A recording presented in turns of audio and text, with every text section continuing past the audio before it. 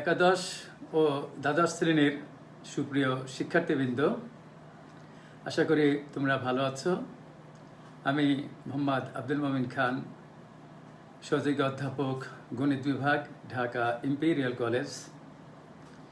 প্রিয় শিক্ষার্থীবৃন্দ, আমি আজ তোমাদের উচ্চতর গণিত প্রথম পত্রের দশম অধ্যায় এর ইন্টিগ্রাল ক্যালকুলাস অর্থাৎ যোগজীকরণ সংক্রান্ত একটি দীর্ঘমেয়াদী ক্লাস নিব। আমার বিশ্বাস এই ক্লাসটি করলে তোমরা জানো যে ডিফারেনশিয়াল ক্যালকুলাস এবং ইন্টিগ্রাল ক্যালকুলাস এটি নিয়েই হলো আমাদের ক্যালকুলাস। তার ডিফারেনশিয়াল ক্যালকুলাস আমি তো পূর্বে তোমাদের এই ক্লাসটি নিয়েছি, আজ এই যোগজীকরণের ক্লাসটি নেব। ক্লাসটি তোমরা মনোযোগ সহকারে করবে, আর বিশ্বাস তোমাদের অনেক উপকার হবে।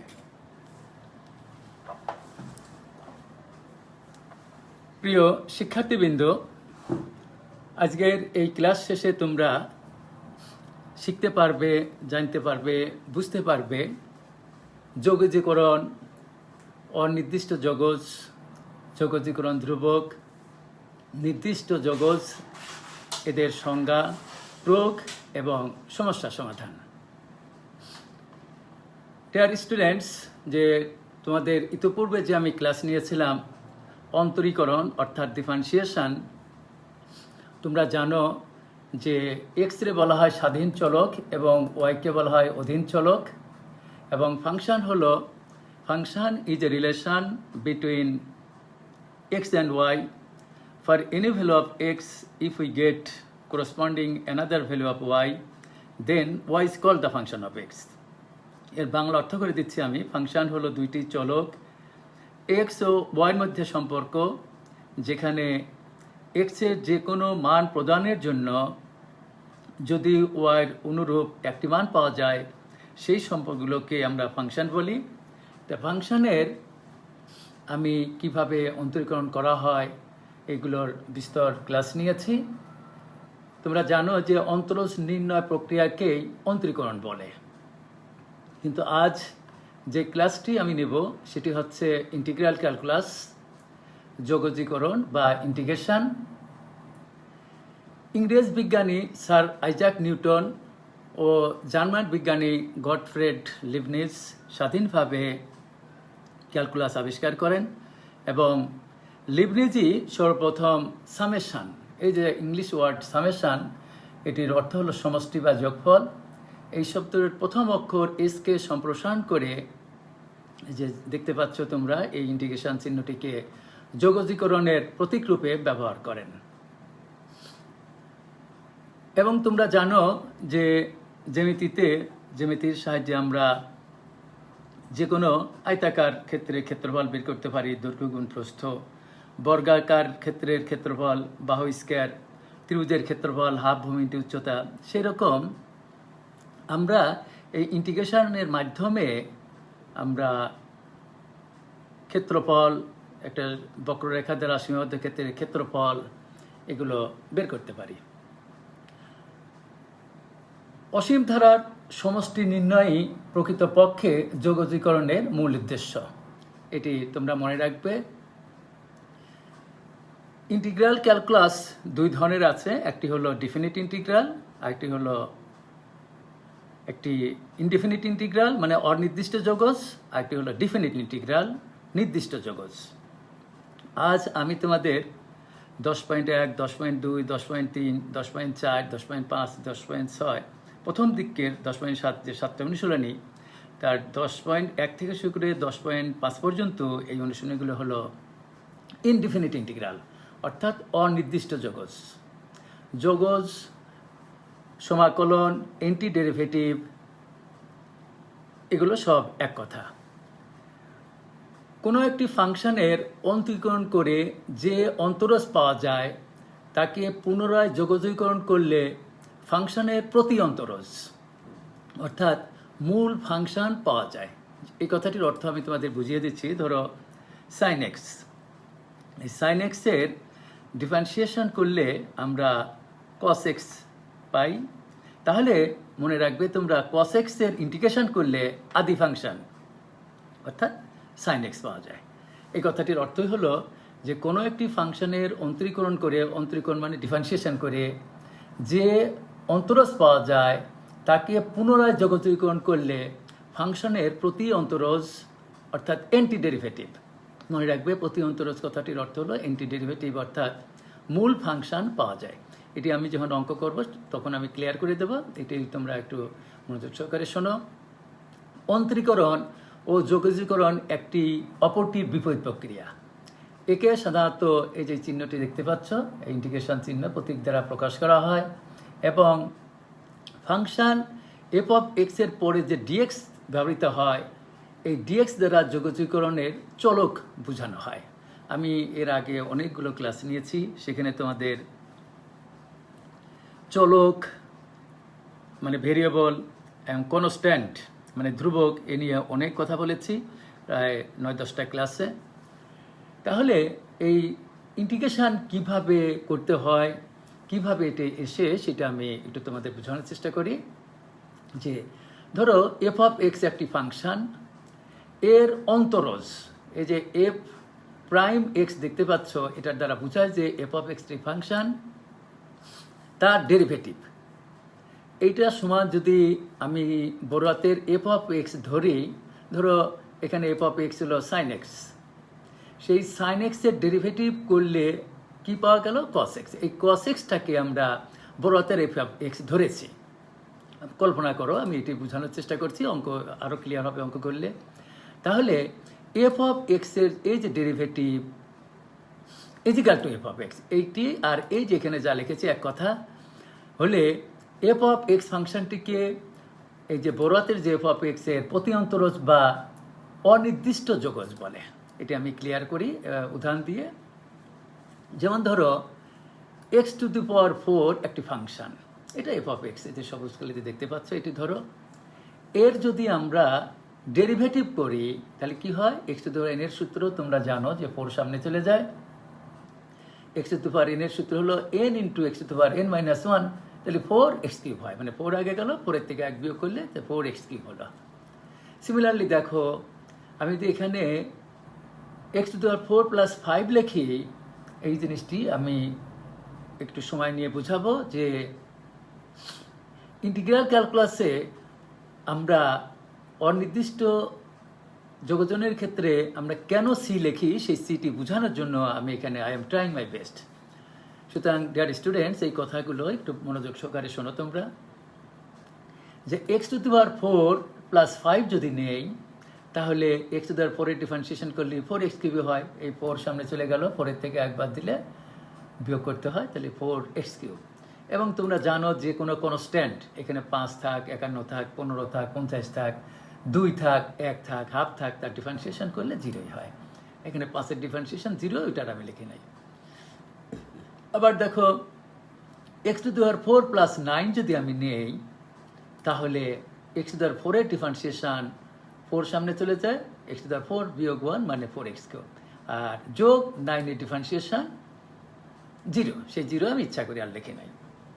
আমি ইতোপূর্বে যে ডিফারেন্সিয়াল ক্যালকুলাস শিখিয়েছি সেই জিনিসটাই এখানে একটু বোঝানোর চেষ্টা করছি যাতে ইন্টিগ্রেশন তোমরা ক্লিয়ার হও যে ইন্টিগ্রেশন জিনিসটা কীভাবে আসে। তাহলে ডিয়ার স্টুডেন্টস দেখো তোমরা, যদি আমি এখানে x to the power 4 minus 9 নিতাম তাও কিন্তু এই 4x কিউব উত্তর হতো।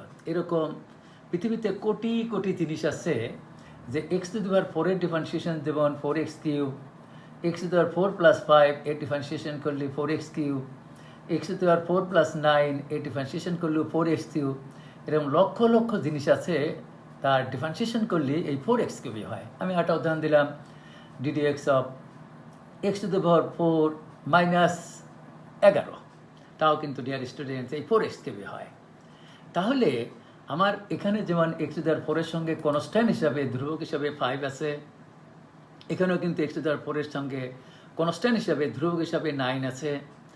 এখানে কিছুই দেখা যাচ্ছে না, কিন্তু এখানে কিন্তু এক্স টু দি পাওয়ার 4 যোগ 0 আছে, এটা তোমাদের বুঝে নিতে হবে। তাহলে আমি এই যে একটা ফাংশন এখানে কনস্ট্যান্ট হিসাবে ধ্রুবক হিসাবে আমি সি দ্বারা ডিনোট করেছি, এর মান হলো কত আছে, কিছুই নাই, মানে এখানে 0 আছে। তাহলে এখানে কত আছে? সি মানে আমি 5 ধরেছি, এখানে সি মানে কত? 9 ধরেছি। তাহলে এরকম সি এর লক্ষ লক্ষ জিনিস আছে, যদি আমি x টু দি পাওয়ার 4 এর সঙ্গে যোগ করি বা বিয়োগ করি, তার ডিফারেন্সিয়েশন এই 4x কিউবই হয়। এখন আমি যদি কিছুক্ষণ আগে বলছি যে একটা ফাংশনকে ডিফারেন্সিয়েশন করলে যে রেজাল্ট পাওয়া যায়, সেই রেজাল্টটাকে যদি আমরা ইন্টিগ্রেশন করি, তাহলে আদি অর্থাৎ মূল ফাংশনটি পাওয়া যায়। এখন তোমরা এই 4x কিউব এই ফাংশনটির ইন্টিগ্রেশন করো। দেখো 4x কিউব এর ইন্টিগ্রেশন হবে 4 কনস্ট্যান্ট সামনে নিয়ে যাও, অ্যান্ড x টু দি পাওয়ার 3 এর ইন্টিগ্রেশন হলো যা পাওয়ার থাকে তার সঙ্গে 1 যোগ করতে হয়, তত দিয়ে ভাগ। এই যে এই সূত্রটি x to the power n এর ইন্টিগ্রেশনের সূত্র সবাই জানো তোমরা, x to the n plus 1 by n plus 1। তাহলে আমার এখানে কি হবে? 4 কনস্ট্যান্ট সামনে নিয়ে গেলাম, x টু দি পাওয়ার 3 যোগ 1 বাই 3 যোগ 1, 3 যোগ 1 মানে 4, 4 আর এই 4 কাটা, তাহলে x টু দি পাওয়ার 4 হয়। এখন তোমাদের প্রশ্ন থাকছে যে তোমরা এখানে এই যে ইন্টিগ্রেশন চিহ্ন উঠে যাওয়ার সঙ্গে সঙ্গে আমরা এই সিটা কেন লিখলাম? এই সিটা এই জন্য লিখতে হয় যে দেখো একটা ফাংশন ছিল x টু দি পাওয়ার 4, তার ডিফারেন্সিয়েশন 4x কিউব। একটি ফাংশন ছিল x to the power 4 plus 5, তারও ডিফারেন্সিয়েশন করলে সেই একই রেজাল্ট 4x কিউব হয়। x to the power 4 plus 9 সেই একই রেজাল্ট হয়। তাহলে এই রেজাল্টের অর্থাৎ যে রেজাল্ট আমরা ডিফারেন্সিয়েশন করে পেলাম, তার যদি ইন্টিগ্রেশন করি, তাহলে আদি function x to the power 4 হতে পারে যোগ 0, x to the power 4 plus 5 হতে পারে, x to the power 4 plus 9 হতে পারে। সেই জন্য আমরা এই ইন্টিগ্রেশন চিহ্ন উঠে যাওয়ার সঙ্গে সঙ্গে এখানে একটা সি লিখি। এই যে সি, এই সিকে বলা হয় ইন্টিগ্রেটিং কনস্ট্যান্ট বা যোগজীকরণ ধ্রুবক। আমি রিপিট করছি, এই জিনিসটিকে বলা হয় সি হলো ইন্টিগ্রেটিং কনস্ট্যান্ট বা যোগজীকরণ ধ্রুবক বা সমাকলিত ধ্রুবক। আবার দেখো এখানে x টু দি পাওয়ার 5, এই ডিফারেন্সিয়েশন তোমরা কীভাবে করো? 5 সামনে চলে যায়, x to the power 5 minus 1, 5x to the power 4। তাহলে এর যদি আমরা ইন্টিগ্রেশন করি, তাহলে x টু দি পাওয়ার 5 এর ইন্টিগ্রেশন হবে কি? x টু দি পাওয়ার 5 যোগ 1 বাই 5 যোগ 1 প্লাস সি। তাহলে আমি বারবার বলছি যে ম্যাথমেটিক্সে দুই ধরনের ক্যালকুলাস আছে, একটি হলো ডিফারেনশিয়াল ক্যালকুলাস, একটি হলো ইন্টিগ্রাল ক্যালকুলাস। ইন্টিগ্রাল ক্যালকুলাসকে আমরা দুই ভাগে ভাগ করি, একটি হলো নির্দিষ্ট জগৎ আর এটা হলো অনির্দিষ্ট জগৎ। আমি যেটা শুরু করেছি 10.1, 10.2, 10.3, 10.4, 10.5, এই 5টি অনুশীলনী হলো অনির্দিষ্ট জগতীকরণ বা অনির্দিষ্ট জগৎ। এই যে যেহেতু এখানে আপার লিমিট লোয়ার লিমিট নাই। আর 10.6 এবং 10.7 যখন আমি করাবো সামনের দিন, সেখানে দেখবে এখানে লোয়ার লিমিট থাকে আর আপার লিমিট থাকে, তখন আর এই সিটি লেখা লাগে না। সি কেন লেখা লাগে না সেটি আমি যখন 10.6 এবং 10.5 প্রশ্ন অঙ্ক করি, সেখানে আমি তোমাদের ওটি ক্লিয়ার করে দেব। ডিয়ার স্টুডেন্টস, ইন্টিগ্রাল ক্যালকুলাসে মোট এই 26টি সূত্র দরকার হবে। 1 থেকে 26 পর্যন্ত যতগুলো সূত্র আমি এখানে লিখে দিয়েছি, এই 26টি সূত্র জানলেই তোমরা 10.1, 10.2 থেকে শুরু করে 10.7 পর্যন্ত সকল অঙ্কগুলো তোমরা করতে পারবে। প্রথম সূত্র x to the power n এর ইন্টিগ্রেশন হলো x to the power n plus 1 by n plus 1। এখানে n এর মান -1 বাদে এনি রিয়েল নাম্বার। এখানে -1 কেন হতে পারে না? n এর মান যদি আমরা -1 লিখি তাহলে নিচে 0 হয়ে যায়। এবং আমি ইন্টিগ্রেশনের ক্ষেত্রে অবশ্যই ইন্টিগ্রেশন চিহ্ন উঠে যাওয়ার জন্য একটি সি, ইন্টিগ্রেটিং কনস্ট্যান্ট সি লিখতে হয়। সুবিধার জন্য আমি এই সূত্র লেখার সময় আমি যখন অঙ্ক করব অবশ্যই সি লিখব, কিন্তু আমি যখন সূত্র লিখেছি ওই প্লাস সি প্রত্যেকটা সূত্রের সাথে যোগ সি যোগ সি যোগ সি আর লিখে নেই। এটা তোমরা কল্পনা করে নেবে যেখানে প্রত্যেকটা সূত্রের সঙ্গে যোগ সি সি হবে। এবং আমি কিছুক্ষণ আগেই বলেছি যে কোনো একটা ফাংশনকে ডিফারেন্সিয়েশন করলে যে রেজাল্ট পাওয়া যায় সেই রেজাল্টটাকে ইন্টিগ্রেশন করলে আগের আদি ফাংশনটা পাওয়া যায়। যেমন দেখো এখানে তোমরা দেখতে পাচ্ছ সাইন এক্সের ডিফারেন্সিয়েশন কস এক্স, তাহলে কস এক্সের ইন্টিগ্রেশন হবে সাইন এক্স। এটি অর্থাৎ ডিফারেন্সিয়াল ক্যালকুলাস কোনো শিক্ষার্থী যদি সকল সূত্রগুলো মুখস্থ করে থাকে তাহলে আমার এখানে যে 26টি সূত্র আছে প্রত্যেকটা সূত্র তোমরা আলটিমেটলি মনে রাখতে পারবে। ই টু দি পাওয়ার এক্স এর integration E two the power x, এখানে একটি কথা বিশেষভাবে উল্লেখ্য যে যদি এখানে ই টু দি পাওয়ার এক্স থাকে উইথ রেসপেক্ট টু ডিএক্স তাহলে চলক হলো এক্স, তাহলে ই টু দি পাওয়ার এক্স হবে। যদি এখানে ই টু দি পাওয়ার টি থাকে তাহলে আমার এখানে ডিটি লিখতে হবে ই টু দি পাওয়ার টি। যদি এখানে আমার ই টু দি পাওয়ার জেড থাকে তাহলে D Z with respect to Z, তাহলে ই টু দি পাওয়ার জেড লিখতে হবে। আমি আবার বলছি, যদি এখানে থাকে আমার ইন্টিগ্রেশন অফ সাইন ইউ তাহলে আমার এখানে অপারেটর হিসাবে নিতে হবে ডি ইউ, তাহলে মাইনাস কস ইউ। এই সূত্রগুলো তোমরা ভিডিও হচ্ছে অবশ্যই সূত্রগুলো আর কি বলবো, যে সূত্রগুলো দেখতে পাচ্ছ এই সূত্রগুলো আমি বারবার বলি যে তুতা পাখির মতো সূত্রগুলো মুখস্থ করবে। অর্থাৎ অঙ্ক ম্যাথ সাবজেক্টটি হলো সূত্র নির্ভর। যদি সূত্র তোমরা মুখস্থ করতে না পারো, মনে না রাখতে পারো, তাহলে কোনো অঙ্ক করা যাবে না। যেমন এখানে তোমরা জানো tan x এর ডিফারেন্সিয়েশন করলে কি হয় sec স্কয়ার x, তাহলে sec স্কয়ার x এর ইন্টিগ্রেশন হবে tan x। তাহলে এই সূত্রগুলো, এই 4 নম্বর সূত্র, এটা ইম্পর্টেন্ট সূত্র, এটা করোলারি হিসাবে এটি অবশ্যই মনে রাখবে যে ইন্টিগ্রেশন অফ 1/√x dx পাশে লিখলে হয়, উপরে লিখলে হয় সমান 2√x। এবং তোমরা জানো ln x এর ডিফারেন্সিয়েশন 1/x, তাহলে 1/x এর ইন্টিগ্রেশন হবে ln x। এবং আধুনিক ম্যাথমেটিশিয়ানরা ln এর সঙ্গে যে জিনিসটা থাকে, যদি চলক হিসাবে x থাকে তাহলে অ্যাবসলিউট ভ্যালুটা দিয়ে দেয়, এই জন্য যে লগের বেস যদি ই হয় তাকে লন বলা হয়। লগ বা লনের এই পাওয়ার কখনো ঋণাত্মক হতে পারে না, সেজন্য এখানে অ্যাবসলিউট ভ্যালুটা দিয়ে দেওয়া উত্তম, না দিলেও নম্বর কাটবে না। এবং তোমরা মনে রাখবে যে sec x এর differentiation sec x tan x, তাহলে sec x tan x এর ইন্টিগ্রেশন হবে sec x। এই সূত্রগুলো অবশ্যই তোমরা মুখস্থ করবে। যেমন 16 নম্বর সূত্রটাই বলি, tan ইনভার্স x এর ডিফারেন্সিয়েশন হলো 1/1 প্লাস এক্স স্কোয়ার, তাহলে 1/1 plus x square with respect to dx মানে এক্স, তার ইন্টিগ্রেশন হবে tan ইনভার্স x। 17 নম্বর যে সূত্রটি দেখতে পাচ্ছ এটি আমার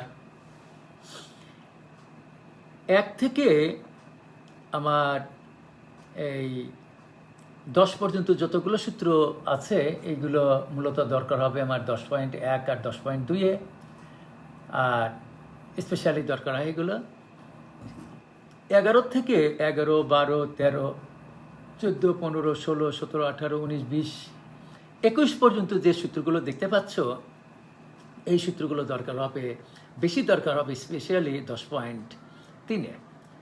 আর 22 এবং 23, 24 এই 3টি সূত্র দরকার হবে 10.4-এ। আর 10.5-এর অঙ্ক যখন আমি করব সেখানে তোমরা এসএসসি লেভেলে যে আংশিক ভগ্নাংশ করে নিয়ে জানো, সেই আংশিক ভগ্নাংশ আগে করে নিয়ে সেই অঙ্কগুলো করতে হয়। আর 10.6-এর যতগুলো অঙ্ক আছে, প্রায় আমার শিটে 62টা অঙ্ক আমি করেছি, সেই 62টা অঙ্কের ভিতরে যদি তোমরা 10-12টা অঙ্ক করো, সে 62টা লক্ষ লক্ষ অঙ্ক করতে পারবা। সেই অঙ্কগুলো করতে আমার স্পেশালি ডিফিনিট ইন্টিগ্রালের এই 25 নম্বর সূত্রটা দরকার হবে। আর 10.7-এ যতগুলো সূত্র অঙ্ক আছে সেই অঙ্কগুলো করতে এই 26 নম্বর সূত্রটা দরকার হবে। আমি আশা করি আমার প্রিয় শিক্ষার্থীরা যে সূত্রগুলো আমি এখানে দেখিয়েছি এই সূত্রগুলো তোমরা ভিডিওর থেকে দেখে সুন্দর করে খাতায় লিখে মুখস্থ করবে। আমি 20 এবং 21 নম্বর এই সূত্রটি তোমাদের পার্থক্য বলে দেই। এ কথাটি আমি অনেকবার তোমাদের বলেছি যে এ থেকে জেড পর্যন্ত যে 26টা অক্ষর, তার প্রথম 13টাকে বলা হয় কনস্ট্যান্ট, সাধারণত শেষের 13টাকে আমরা বলি ভেরিয়েবল এবং চলক। আমার এই কথাটি দেখো, আজকের এই ক্লাস নিয়ে আমার 11 নম্বর ক্লাস, প্রতিটি ক্লাসে আমি এই কথাটা বলি, অর্থাৎ প্রতিটি অধ্যায়ে এই কথাগুলো দরকার হয়। এই যে কোনগুলো কনস্ট্যান্ট, কোনগুলো ধ্রুবক, কোনগুলো চলক। এখানে দেখতে পাচ্ছ 20 এবং 21 নম্বর সূত্রটি, যে 1/a² - x² with respect to X dx আর কি, এর ইন্টিগ্রেশনের সূত্র হলো 1/2ica ln absolute value of a plus X a minus by a minus X. এখানে ফার্স্ট ব্র্যাকেট দিলেও চলে, অ্যাবসলিউট ভ্যালু দেওয়া উত্তম। তো এখানে a হলো কনস্ট্যান্ট, x হলো চলক। বাট 21 নম্বর যে সূত্রটি তোমরা দেখতে পাচ্ছ, এখানে x² মানে x চলক আগে, কনস্ট্যান্ট a হলো কনস্ট্যান্ট পরে। দেন 20 আর 21 ভিতরে আমি পার্থক্য বলি। ধরো আমি লিখলাম 1/16 - x², তাহলে এখানে 4 মানে a, তাহলে তখন সূত্র হবে 1/2a, a মানে 4, তাহলে 1/2 × 4 × ln absolute value of 4 + x/4 - x। যদি এখানে আমি কিন্তু অঙ্কই শুরু করে দিয়েছি 10.3 এই সূত্রগুলো দরকার হবে। আমি আজ বেশ কিছুক্ষণ এই ক্লাসটি নেব। যারা লাইভে আছো ধৈর্যর সাথে ক্লাসগুলো করতে পারো ইচ্ছা তোমাদের, অথবা পরবর্তীতে ভিডিও দেখে নেবে।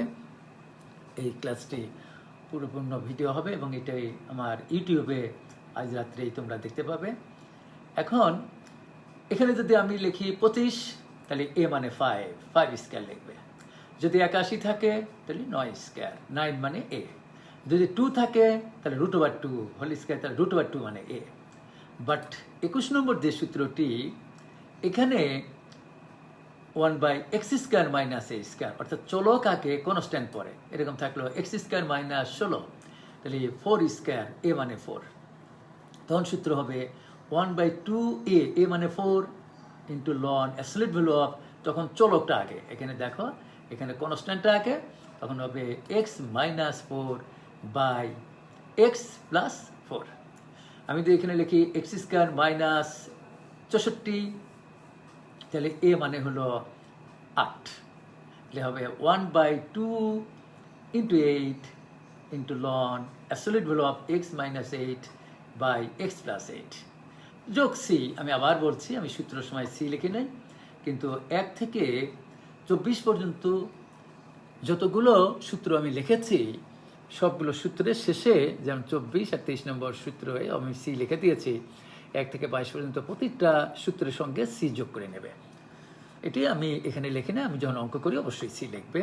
কিন্তু 25 এবং 26 নম্বর যে দুটি সূত্র, এটি আমরা যখন ডেফিনিট ইন্টিগ্রাল অর্থাৎ নির্দিষ্ট যোগজীকরণ করব বা সমাকলন করব বা অ্যান্টিডেরিভেটিভ করব, সেখানে আমার এই সি লিখতে হবে না। কেন লিখতে হবে না?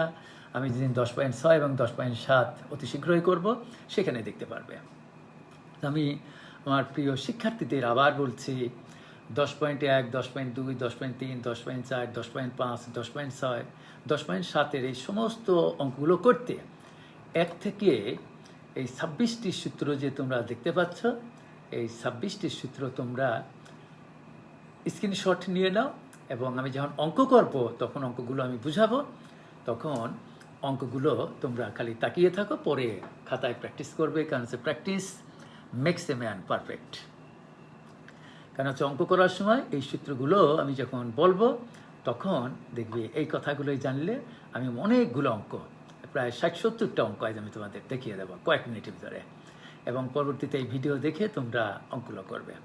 তাহলে প্রথমেই আমি শুরু করেছি 10.1। 10.1-এর আমি যদি 4-5টা অঙ্ক করে দিই, এরকম হাজার হাজার অঙ্ক তোমরা করতে পারবে। প্রথম অঙ্কটি ঢাকা বোর্ডে এসেছিল, অঙ্কটি 2 মার্কের জন্য একবার, যে integration of tan² x dx। এখানে আমি আবার বলি, যদি ইন্টিগ্রেশন অফ tan² t, তাহলে এখানে আমার অপারেটর হিসাবে লিখতাম dt। এই কথাটি আমি কিছুক্ষণ আগেই বলেছি। এখন আমি যে উপরে আমি বারবার বলি, দেখো এই 26টি সূত্র তোমরা স্ক্রিনশটে যদি নিয়ে রাখো, খালি আমার সূত্র দিক তাকিয়ে থাকবে, আর আমি যা বলি কথাগুলো শোনো, অঙ্কের দিক তাকিয়ে থাকো, পরে ভিডিও দেখে অঙ্কগুলো বুঝতেই পারবে, এবং আমার কথাগুলো বুঝে নাও, খালি শুনে নাও। আমি যে 26টি সূত্র তোমাদের কিছুক্ষণ আগে অবতারণা করেছি, সেই 26টি সূত্রের ভিতরে tan² x এর কোনো সূত্র নাই। তাহলেও এই ইন্টিগ্রেশনটা আমার করতে হবে তাহলে আমরা কীভাবে করব? এখানে আমাদের মনে রাখতে হবে যে তোমরা যখন 9-10-এ জেনারেল ত্রিকোণমিতি করে এসছো 12.1 প্রশ্নমালায়, সেখানে একটা সূত্র ছিল 1 + tan square theta = sec square theta. তাহলে এখানে এই tan স্কয়ার থিটা মানে tan স্কয়ার x = আমি লিখলাম sec square x - 1। This is formula. এবং কোনো শিক্ষার্থী যদি এই সূত্রগুলো মুখস্থ না করে, আমি এই চিল্লাচিল্লি করি, যতই তুমি যে স্যারের কাছে এই অঙ্কগুলো যদি মনোযোগ সহকারে না শোনো, সূত্রগুলো মুখস্থ না করো, কোনো স্যারের কাছেই তোমার পড়ে কোনো লাভ নাই। যত ভিডিওই দেখো, যত কথাই শোনো, কোনো লাভ নাই। সুতরাং এই সূত্রগুলো তোমার মুখস্থ করতে হবে। যে স্যার যে 26টি সূত্রের কথা বলেছেন, সেই 26টি সূত্রের ভিতরে এই tan স্কয়ার x এর কোনো সূত্র নাই। তাহলে কী করতে হবে?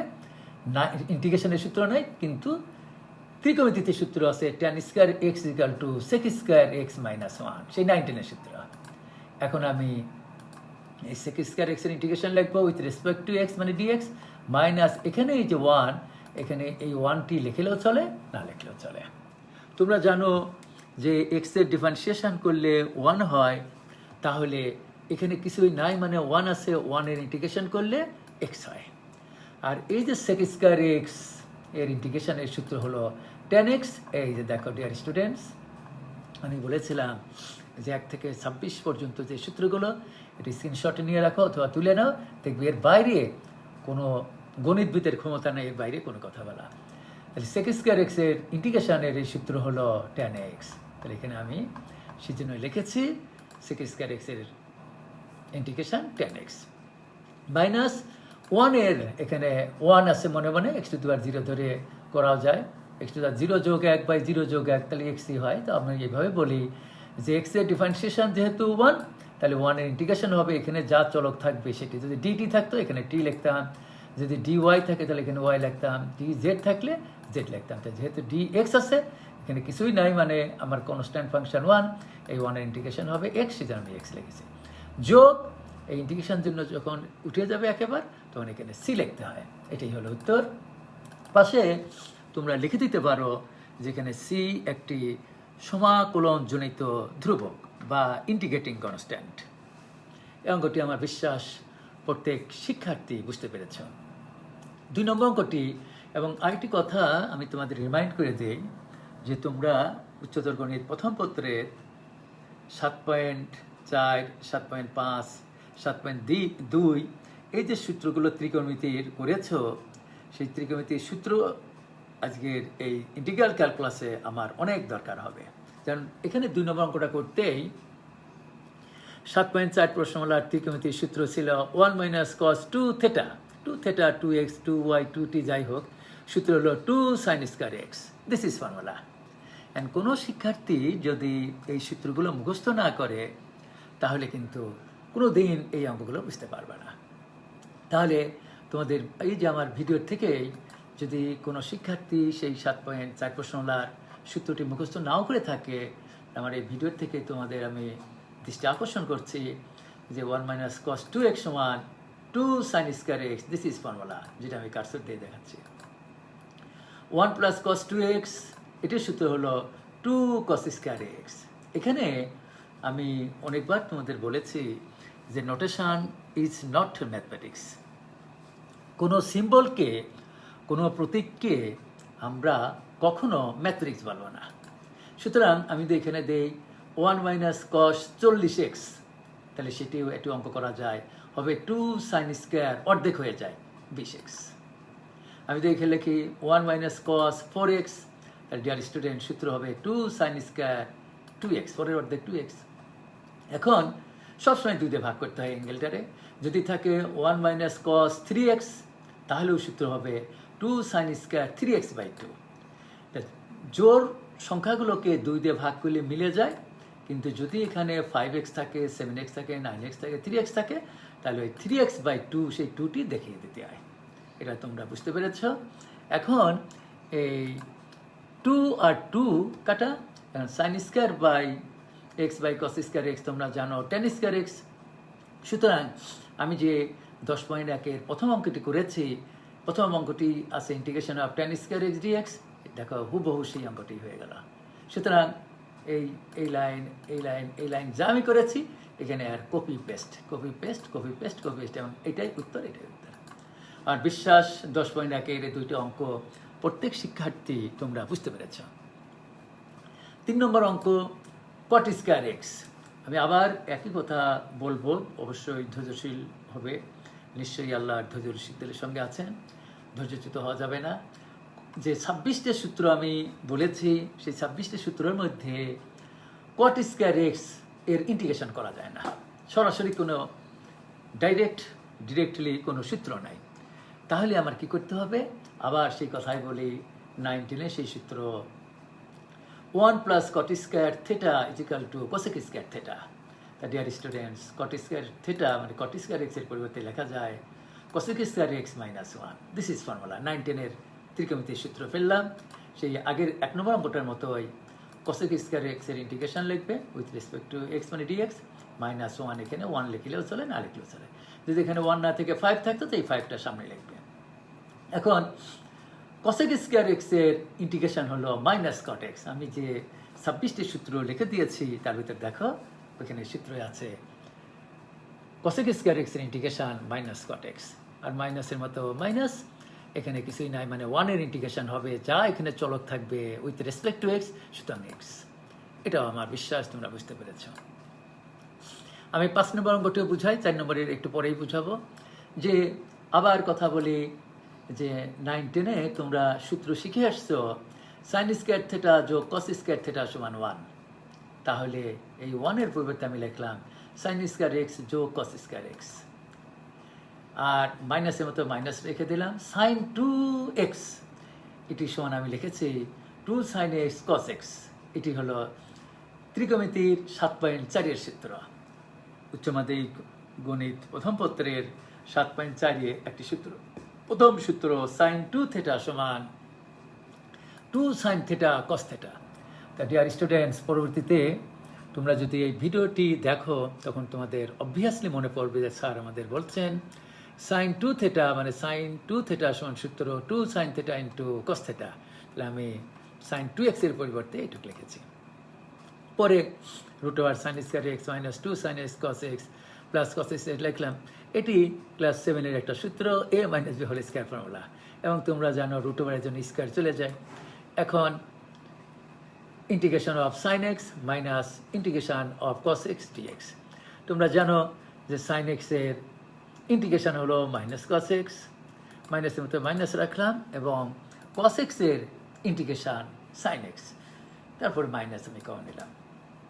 এখানে এই অঙ্কটি কোনো বইতে এখানে মাইনাস না দিয়ে প্লাস দিয়েছে, প্লাস দিয়ে অঙ্কটা হয়। তাহলে এখানে প্লাস দেবে, এখানে প্লাস দেবে, এখানে প্লাস, এখানে সব জায়গায় প্লাস দেবে।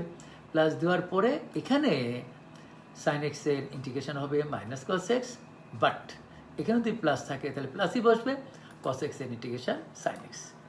এইটাই হলো উত্তর হয়ে যাবে। এখন 4 নম্বর অঙ্কটি, এটা খুবই ইম্পর্টেন্ট অঙ্ক, বিভিন্ন বোর্ডে উচ্চ মাধ্যমিক পরীক্ষায় এই অঙ্কটি অনেকবার এসেছে। এবং ডিয়ার স্টুডেন্টস, প্রতিটা অঙ্কের এখানেই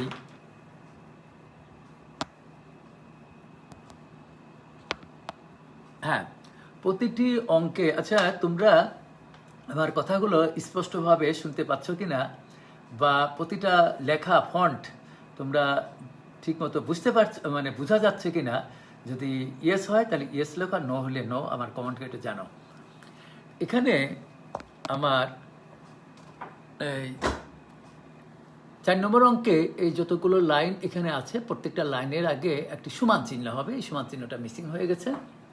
সমান চিহ্ন, এখানেও সমান চিহ্ন, এখানেও সমান, এখানেও সমান, সব জায়গায় সমান চিহ্নটা দিয়ে নেবে।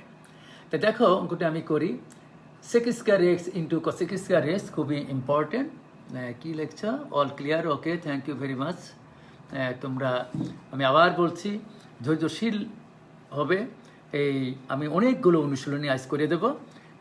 এইটি হবে ইন্টিগ্রাল ক্যালকুলাসের পার্ট 1, এবং পার্ট 2টি অতি শীঘ্রই এটা আমি একটা ক্লাস নেব।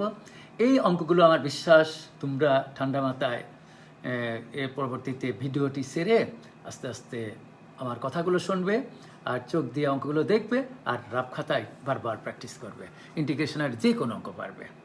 তা ডিয়ার স্টুডেন্টস, তোমরা বলছো যে আমার কথাগুলো স্পষ্ট শোনা যাচ্ছে এবং আমার যে ফন্টে আমি আমার ডেস্কটপে এই অঙ্কগুলো কম্পোজ করেছি রাত দিন জেগে, তোমরা স্পষ্টভাবে দেখতে পাচ্ছ। ওকে, অনেক ধন্যবাদ। তাহলে এখানে আমি আবার বলছি সমান চিহ্ন হবে, এখানে সব জায়গায় সমান চিহ্ন দিয়ে নেবে, ইকুয়াল চিহ্ন, ইকুয়াল টু বা is equal to sec square এক্সের পরিবর্তে আমি লিখলাম 19-এর সূত্র তোমরা জানো 1/cos square x into cosec square এক্সের পরিবর্তে লিখলাম 1/sin স্কোয়ার এক্স, 1 মিলিয়ে একটা 1 লিখলাম। এটা তোমরা বুঝতে পেরেছ। এখন 19-এর সেই সূত্র আমি বারবার বলছি যে ত্রিকোণমিতি যদি না জানো তাহলে এই ইন্টিগ্রাল ক্যালকুলাস বলো, ডিফারেনশিয়াল ক্যালকুলাস, কোনো ক্যালকুলাসই করতে পারবে না। তাহলে 1-এর পরিবর্তে আমি লিখলাম sin স্কোয়ার এক্স যোগ cos স্কোয়ার এক্স। তোমরা এটা 19-এর সূত্র শিখে হাঁটছ। এখন আমি আংশিক ভগ্নাংশের নাম তোমরা শুনেছ, পার্শিয়াল ফ্র্যাকশন। এখানে sin স্কোয়ার এক্স নিচে একবার এই জিনিসটা cos square x into sin square x লিখবো, এখানে যোগ আছে দেখে যোগ, এখানে cos স্কোয়ার এক্সের নিচে আমি এই জিনিসটা লিখলাম।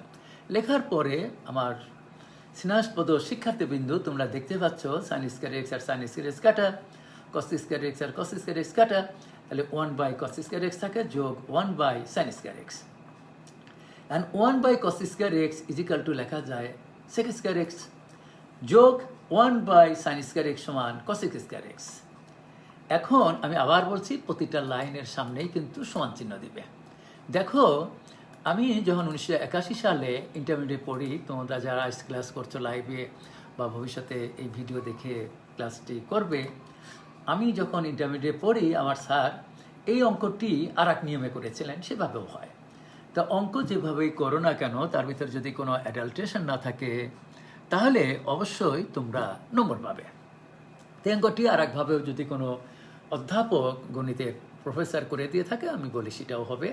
আমি 1981 সালে সেইভাবে আমার উস্তাদ, আমার শিক্ষক শ্রদ্ধাভাজন শিক্ষক করেছিলেন, আমি সেভাবে করি নাই। তা আমি এখানে একটি কথা তোমাদের উল্লেখ করতে চাই যে সেক স্কোয়ার এক্স একটি ফাংশন, কসেক স্কোয়ার একটি ফাংশন, ছিল কি হিসাবে? গুণ হিসাবে। কিন্তু আমি যুক্তির মাধ্যমে সেটিকে কি করলাম, আমি তাদের ভিতরে একটা সম্পর্ক করলাম প্লাস দিয়ে। অঙ্কটি তোমরা পরে ভিডিওতে দেখো যে প্লাস করেছি। এটা কেন? যে দুটি ফাংশন এখানে গুণ হিসাবে আছে, এর কোনো আমাদের সূত্র নাই। ইন্টিগ্রেশনে যে 26টি সূত্র বলেছি সেখানে নাই। তাহলে আমি পৃথক করে সেক স্কোয়ার এক্সের সূত্র আছে। সেক স্কোয়ার এক্সের ইন্টিগ্রেশন হলো tan x plus cosec square এক্সের ইন্টিগ্রেশন হবে মাইনাস cot x যোগ সি। এখানে অবশ্যই যোগ সি লিখে নেবে। এখন অ্যান্সার হলো এটা। এখানে সিও ছিল, প্রত্যেকটা অঙ্কের সমান ছিল, এটা আমার একটু মিসিং হয়ে গেছে। এখানে তোমরা অবশ্যই সমান চিহ্ন দেবে এবং এখানে যোগ সি, এটাই অ্যান্সার হলো tan x minus cot x যোগ সি। আমার বিশ্বাস আমার স্নেহাস্পদ প্রত্যেক শিক্ষার্থী 4 নম্বর অঙ্কটা খুবই ইম্পর্টেন্ট, বুঝতে পেরেছে। 6 নম্বর অঙ্কটা আমি বুঝিয়ে দেই যে ইন্টিগ্রেশন অফ √1 - cos 2x। আমি আবার একই কথা বলি যে ত্রিকোণমিতির সূত্র যদি কোনো শিক্ষার্থী না জানে তাহলে কিন্তু এই অঙ্কগুলো তোমরা করতে পারবে না। তাহলে আবার সেই ত্রিকোণমিতির 7.4 প্রশ্নমালার কথা বলি। 1 - cos 2x সমান সূত্র হলো 2sin স্কোয়ার এক্স। √ওভার আছে, √2 আমি সামনে নিয়ে গেলাম আর স্কোয়ারের জন্য √ওভার চলে গেল sin x। তাহলে আমি আবার বলি এখানে একটা সমান হবে, এখানে একটা সমান হবে, এখানে একটা সমান চিহ্ন দেবা। sin x এর ইন্টিগ্রেশন হবে মাইনাস cos x। তাহলে এটাই হবে অ্যান্সার। এখানে লিখবে answer -√2 cos x। Dear students, এই অঙ্কটি আমি তোমাদের যদি এখানে প্লাস দিয়ে দিতাম তাহলেও একটি অঙ্ক হয়। অনেক বইতে এই অঙ্কটি প্লাস দিয়ে আছে, তখন হবে 1 + cos 2x সমান 2 cos স্কোয়ার এক্স। আমি আবার বলছি মাইনাস থাকলে হবে sin স্কোয়ার, আর এখানে যদি প্লাস থাকতো তাহলে হয়তো cos স্কোয়ার। এটি মনে রাখবে। ওকে, এখন আমি অতি দ্রুত আরও কয়েকটি বলে আমি 10.2 প্রশ্নটা চলে যাব। ভবিষ্যতে ভিডিও দেখে তোমরা প্রত্যেকটা অঙ্ক ঠান্ডা মাথায় করবে আমার বিশ্বাস। এখানেও দেখো 1/√2 এটি হলো কনস্ট্যান্ট, আমি সামনে নিয়ে গেলাম, tan x রেখে দিলাম, cot x মানে 1/tan x, এটা তোমরা জানো। অ্যান্ড এই জটিল ভগ্নাংশ আমি তোমাদের শিখিয়েছি এর আগে অনেকগুলো ক্লাসে। জটিল ভগ্নাংশ কি, প্রকৃত ভগ্নাংশ কি, কম্পাউন্ড ফ্র্যাকশন, যৌগিক ভগ্নাংশ কি। এখানে জটিল ভগ্নাংশ নিয়মে tan স্কোয়ার এক্স হয়। হুবহু আজ 10.1-এর যে 1 নম্বর অঙ্কটা করেছি সেই 1 নম্বর অঙ্কটা এখানে হুবহু রিপিট হয়ে গেল। Integration of tan square x dx, সেই অঙ্কটাই 1 নম্বর অঙ্কটা, এই 3টি লাইন হুবহু উঠিয়ে দিয়েছি। এইটা একটা অঙ্ক, 9 নম্বর একটি অঙ্ক, এটাও তোমরা দেখতে পাচ্ছ যে এখানে ডিফারেনশিয়াল ক্যালকুলাসে যেমন দুটি ফাংশন u বাই ভি এর সূত্র আছে, বাট ইন্টিগ্রাল ক্যালকুলাসে u ইন্টু ভির সূত্র আছে, সেটি আমি 10.4 প্রশ্নে শেখাবো। বাট u বাই ভির কোনো ইন্টিগ্রাল ক্যালকুলাসের সূত্র নাই, অর্থাৎ দুটি ফাংশন যদি ভাগ হিসাবে থাকে তাহলে আমি 10.3 প্রশ্নের অঙ্ক যখন করাবো তখন বলবো মেথড অফ সাবস্টিটিউশন, প্রতিস্থাপন পদ্ধতিতে আমরা করব। বাট এই মুহূর্তে যে অঙ্কটি আছে, উপরে একটি ফাংশন x³ + 1 বাই x + 1, নিচে একটা ফাংশন, এই ফাংশনে u বাই ভির ডিফারেনশিয়াল ক্যালকুলাসের সূত্র আছে, কিন্তু ইন্টিগ্রাল ক্যালকুলাসে কোনো সূত্র নাই। তাহলে এখানে আমার x³ + 1 মানে a³ + b³ এর সূত্র ফেলেছি, a + b × a² - ab + b², সেই সূত্রে ফেললাম। তাহলে হবে x + 1 × x² - x + 1, আর নিচে x + 1। এটা কেন করলাম? এখানে x + 1 আর x + 1 কেটে দিলাম। এখন থাকে কি integration of x² - x + 1 dx। এখন প্রত্যেকটা ভিন্ন ভিন্নভাবে আমি ইন্টিগ্রেশন করেছি। Integration of x² dx minus integration x dx plus integration of 1 dx, এই 1 না লিখলেও চলে। এবং আমি তোমাদের প্রথমে ইন্টিগ্রেশনের যে বেসিক আলোচনা করেছিলাম সেখানে x⁵ দিয়ে একটি অঙ্ক বা x⁴ দিয়ে একটি অঙ্ক শিখিয়েছিলাম। তো এখানে x⁴n প্রথম সূত্র, এখানে n মানে হলো 2, 2-র সঙ্গে আর 1 যোগ হয়, সরাসরি আমি 3 লিখে দিয়েছি এবং তত দিয়ে ভাগ করতে হয়। এটাতে তোমরা বুঝতে পেরেছো, এটা আমি সময় নষ্ট করবো না। এরপরে আমি এই অঙ্কটাও দেখো, ইন্টিগ্রেশন অফ cos² x/2, এর সরাসরি কোনো ইন্টিগ্রেশনের যে 26টি সূত্র বলেছি নাই। তাহলে কিভাবে অঙ্কটি করতে হবে? আমরা এভাবে করেছি যে যেহেতু cos² x/2-র সরাসরি কোনো ইন্টিগ্রেশন নাই, আমি এখানে 2 দিয়ে গুণ করে 2 দিয়ে ভাগ অর্থাৎ হাফ দিয়ে গুণ করেছি। কেন? যে ত্রিকোণমিতির, আমি আবার বলছি যে কোনো স্টুডেন্ট যদি ত্রিকোণমিতি ভালো মতো না পারে তাহলে এই ক্যালকুলাস, ডিফারেনশিয়াল ক্যালকুলাস হোক, ইন্টিগ্রাল ক্যালকুলাস হোক, কোনো ক্যালকুলাসে তোমরা পারবে না। সুতরাং এখানে আমার 2 cos² x/2 = 1 + cos x, এটি হলো একটি সূত্র যা 7.5 প্রশ্নমালায়।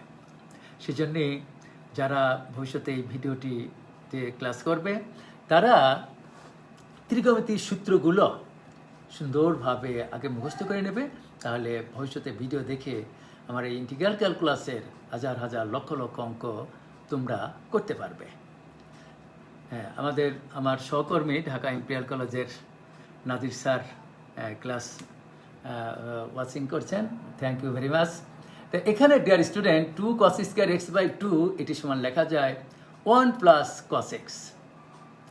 এখন আমি 1 এর ইন্টিগ্রেশন কি x, আর cos x এর ইন্টিগ্রেশন আমি আগে অনেকগুলো অঙ্ক করেছি, প্রায় 9-10টা, সেখানে এগুলো শিখে আসছি। cos x এর ইন্টিগ্রেশন sin x যোগ c, দিস ইজ অ্যান্সার।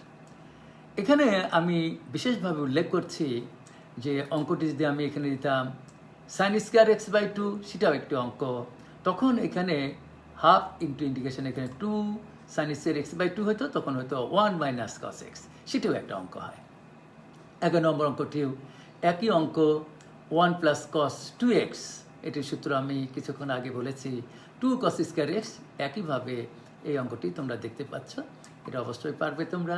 12 নম্বর অঙ্কটিও ভিডিওর থেকে দেখে নেবে, আমি এতক্ষণ যে কথাগুলো বলছি তার সঙ্গে হুবহু মিলে যাবে। 13 নম্বর অঙ্কটিও আমি 14 আর 15 এই দুটি অঙ্ক করার পরেই আমি 10.2 প্রশ্নমালার অঙ্কগুলো করব। 14 নম্বর অঙ্ক, এটি ঢাকা বোর্ডে এসেছিল যে x × 1 + √x dx। এখানে x এর সঙ্গে আমি 1 গুণ করলাম, x এর সঙ্গে √x। তোমরা জানো যে √ উঠে গেলে x এর পাওয়ার হাফ হয়, হাফ আর এখানে x এর পাওয়ার 1 গুণ করলে x⁵2 হয়। এটি তোমরা অন্য জায়গায় আপ করে নেবে। এখন আমি x এর ইন্টিগ্রেশন করলাম যোগ x⁵2 পৃথকভাবে ইন্টিগ্রেশন করলাম। এবং তোমরা জানো যে এক্সের পর এখানে কিছু নাই মানেই 1 আছে। তাহলে x to the power n এর সূত্র x to the power n plus 1 by n plus 1, এখানে n এর মান 1 আর ফর্মুলার 1 যোগ করলে 2 এবং সেই 2তে ভাগ করেছি। এখানে সেরকম এক্সের পর 3/2 যোগ 1 অনুযায়ী লাভ করে নাও 2 লসাগু 3 আর 2 5, এই আমি সেই জন্য 5/2 লিখেছি 5/2 এবং এখানে জটিল ভগ্নাংশ নিয়মে 2/5 করে এটি অ্যান্সার। তোমরা বুঝতে পেরেছ। আমি 15 নম্বর অঙ্কটাও একটু সময় নিয়ে বুঝে আমি 10.2 চলে যাব এবং আমার বিশ্বাস আমার প্রিয় শিক্ষার্থীদের এই অঙ্কগুলো ভবিষ্যতে এটা ইউটিউবে দেওয়া হবে, অবশ্যই উপকার হবে।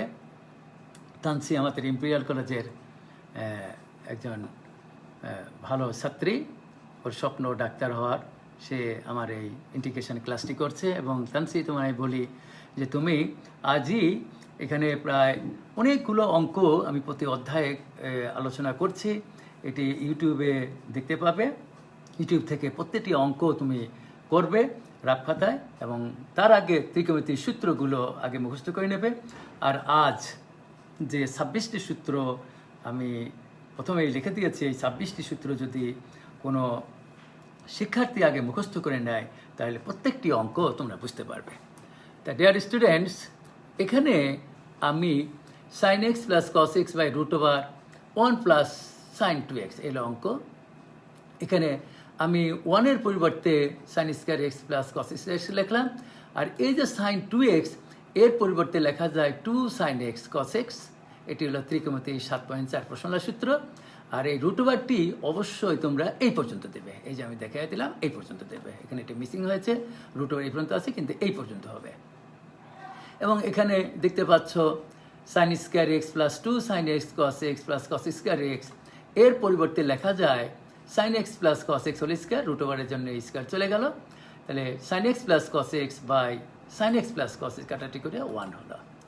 এখানে আমি অনেকগুলো অঙ্কে বলেছি যে 1-এর ইন্টিগ্রেশন হবে যা চলক এখানে থাকবে সেটি, তো এখানে উইথ রেসপেক্ট টু x সেজন্য আমার x। যদি এখানে থাকতো ইন্টিগ্রেশন অফ 1 লেখা লাগে না dt, তাহলে এখানে t লিখতাম। যে ইন্টিগ্রেশন অফ dz, তাহলে আমরা এখানে z লিখলাম। এই ধরনের অঙ্ক আমি একটু পরে 10.3 প্রশ্নের অঙ্ক করব। সেখানে আমি প্রায় 43টি অঙ্ক করেছি। আই ডু বিলিভ যদি সেখানে আমার প্রিয় শিক্ষার্থীরা অঙ্কগুলো সুন্দরভাবে সূত্রগুলো মুখস্থ করো, তাহলে সবগুলো অঙ্ক তোমরা করতে পারবে। তাহলে ইন্টিগ্রেশন অফ ডি ওয়াই যদি থাকে তাহলে ওয়াই হবে, ইন্টিগ্রেশন অফ ডি জেড যদি থাকে তাহলে জেড হবে, ইন্টিগ্রেশন অফ ডি ইউ যদি থাকে তাহলে এখানে ইউ হবে।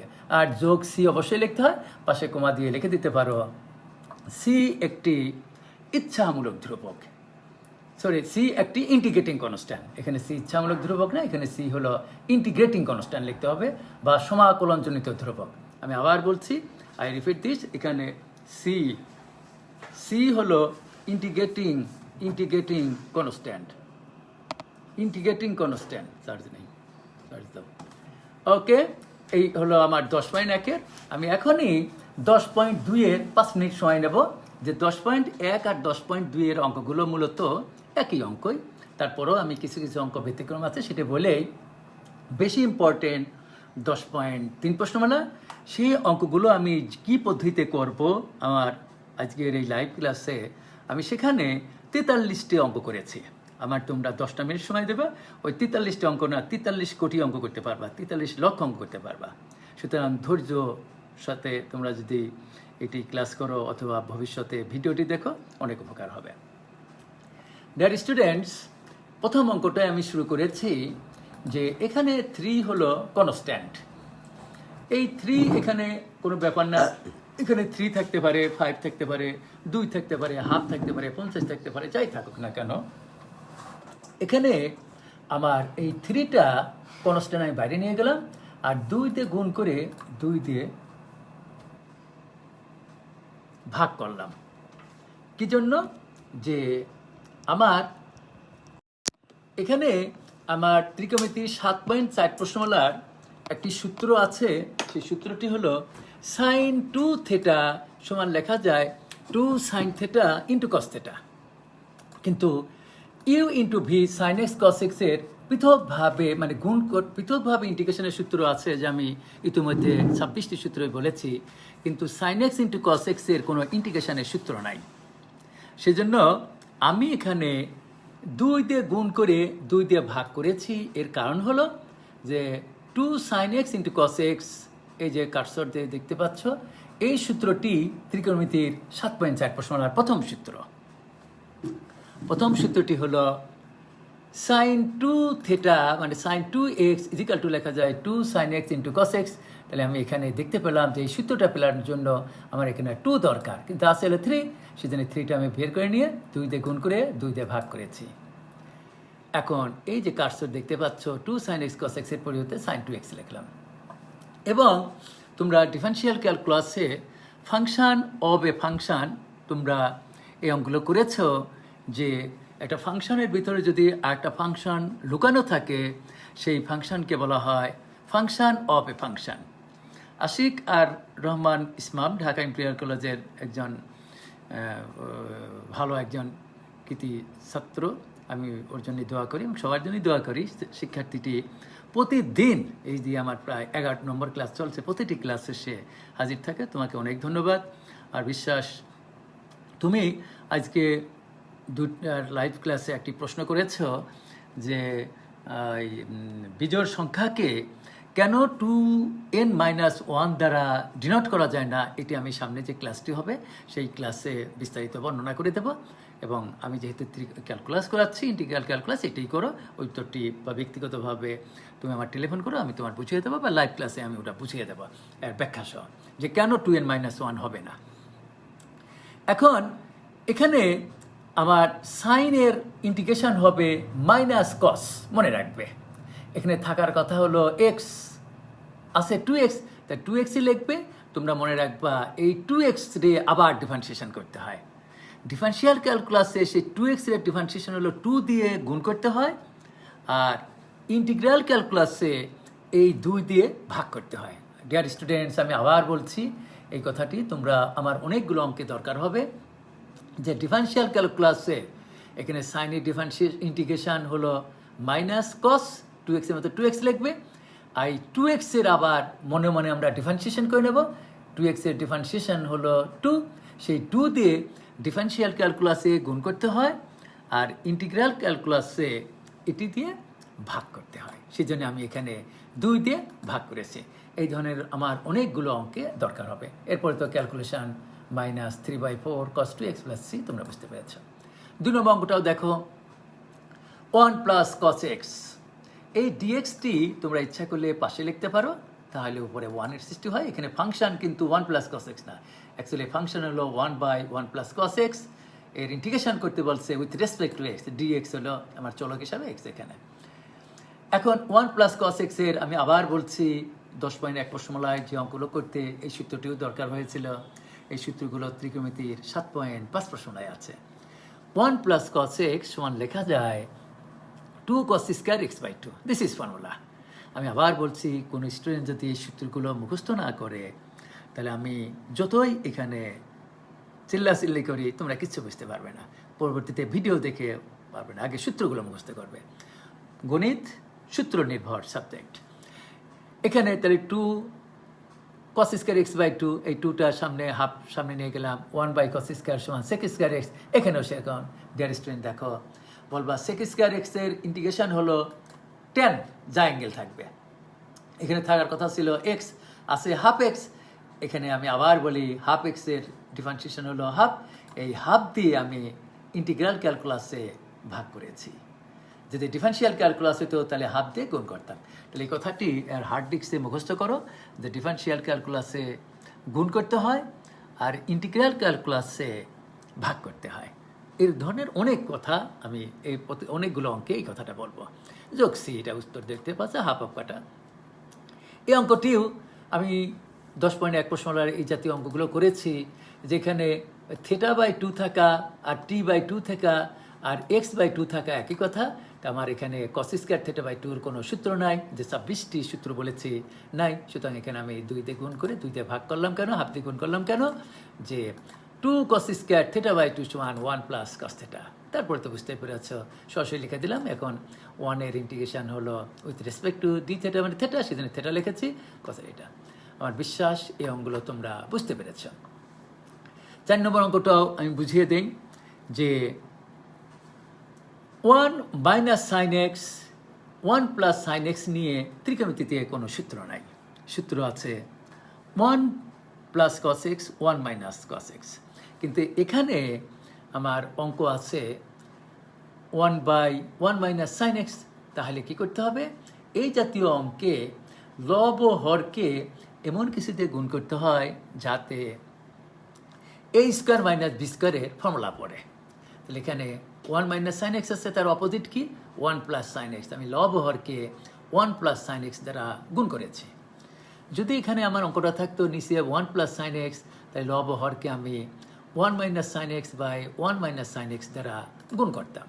এবং ডিয়ার স্টুডেন্টস, তোমরা মনে রাখবে, এই জাতীয় অঙ্ক আমি যখন ডিফিনিট ইন্টিগ্রাল 10.6 প্রশ্নের অঙ্ক করব, সেখানেও এই অঙ্কগুলোই আছে।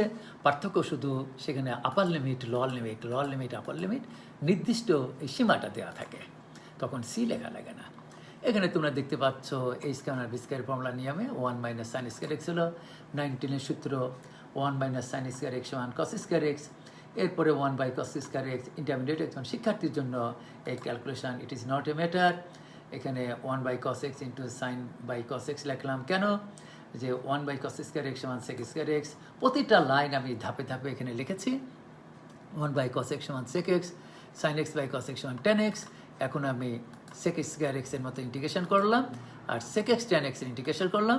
আমি বারবার একই কথা বলি, যে 26টি সূত্র আমি তোমাদের বলে দিয়েছি, সেই 26টি সূত্রের ভিতরে এই দুটি সূত্র হলো সেক স্কয়ার এক্সের ইন্টিগ্রেশন টেন এক্স, আর integration of sec x tan এক্সের ইন্টিগ্রেশন হবে sec x. This is formula.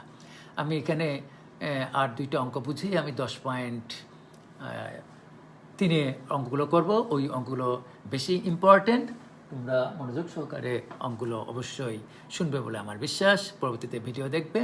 এই জাতীয় অঙ্ক আমার প্রায় 5-6টা করা আছে। আমি একটি অঙ্ক বুঝিয়ে দিই, যে তোমরা ত্রিকোণমিতির 7.3 প্রশ্নলায় তোমরা সূত্র শিখে আসছো, যে 4টি সূত্র ছিল। 2 sine A cos B, 2 cos a sin b, 2 cos a cos b, আর 2 sin a sin b। Dear students, আমি যে সূত্রগুলো বললাম, এই 4টি সূত্র মূলত আছে ফার্স্ট ইয়ারের উচ্চতর গণিত প্রথম পত্রের ত্রিকোণমিতির 7.3 প্রশ্নটায়। তো এখানে আমার এই 5 হলো কনস্ট্যান্ট, আমি সামনে নিয়ে গেলাম, 2 দিয়ে গুণ করে 2 দিয়ে ভাগ করলাম। এখন যদি তোমরা বলো, প্রশ্ন করো যে স্যার আপনি হঠাৎ 2 দিয়ে গুণ করে 2 দিয়ে ভাগ করলেন কেন, এর উত্তরে আমি বলবো যে আমার এখানে 4টা, এই একটাই 5 নম্বর যে অঙ্কটা আছে, আমি 4টি অঙ্ক সেট করতে পারি তোমাদের। এখানে কস সাইন দিলাম 4x 3x রেখে, আবার এখানে 2 জায়গায় সাইন সাইন দিলাম, 2 জায়গায় কস কস দিলাম, এখানে সাইন দিলাম, এখানে কস, অর্থাৎ 4টি অঙ্ক সেট করা যায়। এবং এই জাতীয় অঙ্ক আমার প্রায় 7-8টা আছে। আমি এই অঙ্কটি বুঝিয়ে দেবো, বাকি অঙ্কগুলো তোমরা ভিডিওর থেকে এটা করার চেষ্টা করবে। তার আগে আমি আবার বলছি, ত্রিকোণমিতির 7.3 প্রশ্নলার যে সূত্রগুলো আছে, 2 sin a cos b, 2 cos a sin b, 2 cos a cos b, 2 sin a sin b, এই 4টি সূত্র তোমরা মুখস্থ করবে। তার এই সূত্রটি আমার এখানে পড়ছে 2 cos a sin b, অর্থাৎ আমি এখানে বুঝাইতে চাচ্ছি তোমাদের, এই 4x মানেই হলো a, আর 3x মানেই হলো b। তো আমার সূত্রটি হলো 2 cos a sin b, সূত্র হলো sin a plus b minus sin a minus b। This is formula. আমি আবার বলছি, আমি প্রত্যেক শিক্ষার্থীর দৃষ্টি আকর্ষণ করছি, তোমরা অবশ্যই এই ক্যালকুলাস করার আগে আমি আজ ইন্টিগ্রেশনের যে সূত্রগুলো লিখে দিয়েছি, এই সূত্রগুলো তুতা পাখির মতো মুখস্থ করবে, এবং ত্রিকোণমিতির যে সূত্রগুলো দরকার হয়, সেই ত্রিকোণমিতির সূত্রগুলো আমি যেগুলো বললাম 7.3, 7.4, 7.5, এই 3টি অনুশীলনীর সূত্রগুলো মুখস্থ করবে। তারপর আমার ভিডিওটি দেখবে, প্রত্যেকটা অঙ্ক বুঝতে পারবে। আর এই সূত্রগুলো যদি তোমরা না বোঝো কিছুই বুঝতে পারবে না। তাহলে এখানে 7x 4x আর 3x যোগ করলে 7x হয়, মাইনাস 4x থেকে 3x বাদ দিলে x ক্যালকুলেশন একজন ইন্টারমিডিয়েট শিক্ষার্থীর জন্য ইট ইজ নট এ প্রবলেম। এখন তোমরা জানো যে 5/2 মতো 5/2 রেখে দিলাম। সাইন তোমাদের আমি বলছি এখানে ডিয়ার স্টুডেন্টস, এখানে এই ব্র্যাকেটটা অ্যাকচুয়ালি এখানে একটু প্রিন্টিং ভুল হয়ে গেছে। আমি এটা ধৈর্যের সাথে দেখো, এটা কারেকশন করে নেই।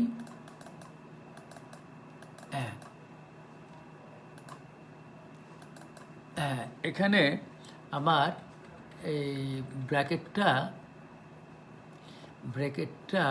এখানে হবে না, ব্র্যাকেটটা হবে সাইন এক্স, এটা কারেকশন করে নেই, দাঁড়াও তোমাদের, সাইন 7x মাইনাস এত, হ্যাঁ ওকে। এখন এখানে ফার্স্ট ব্র্যাকেটটা দিলেই হবে, ওকে।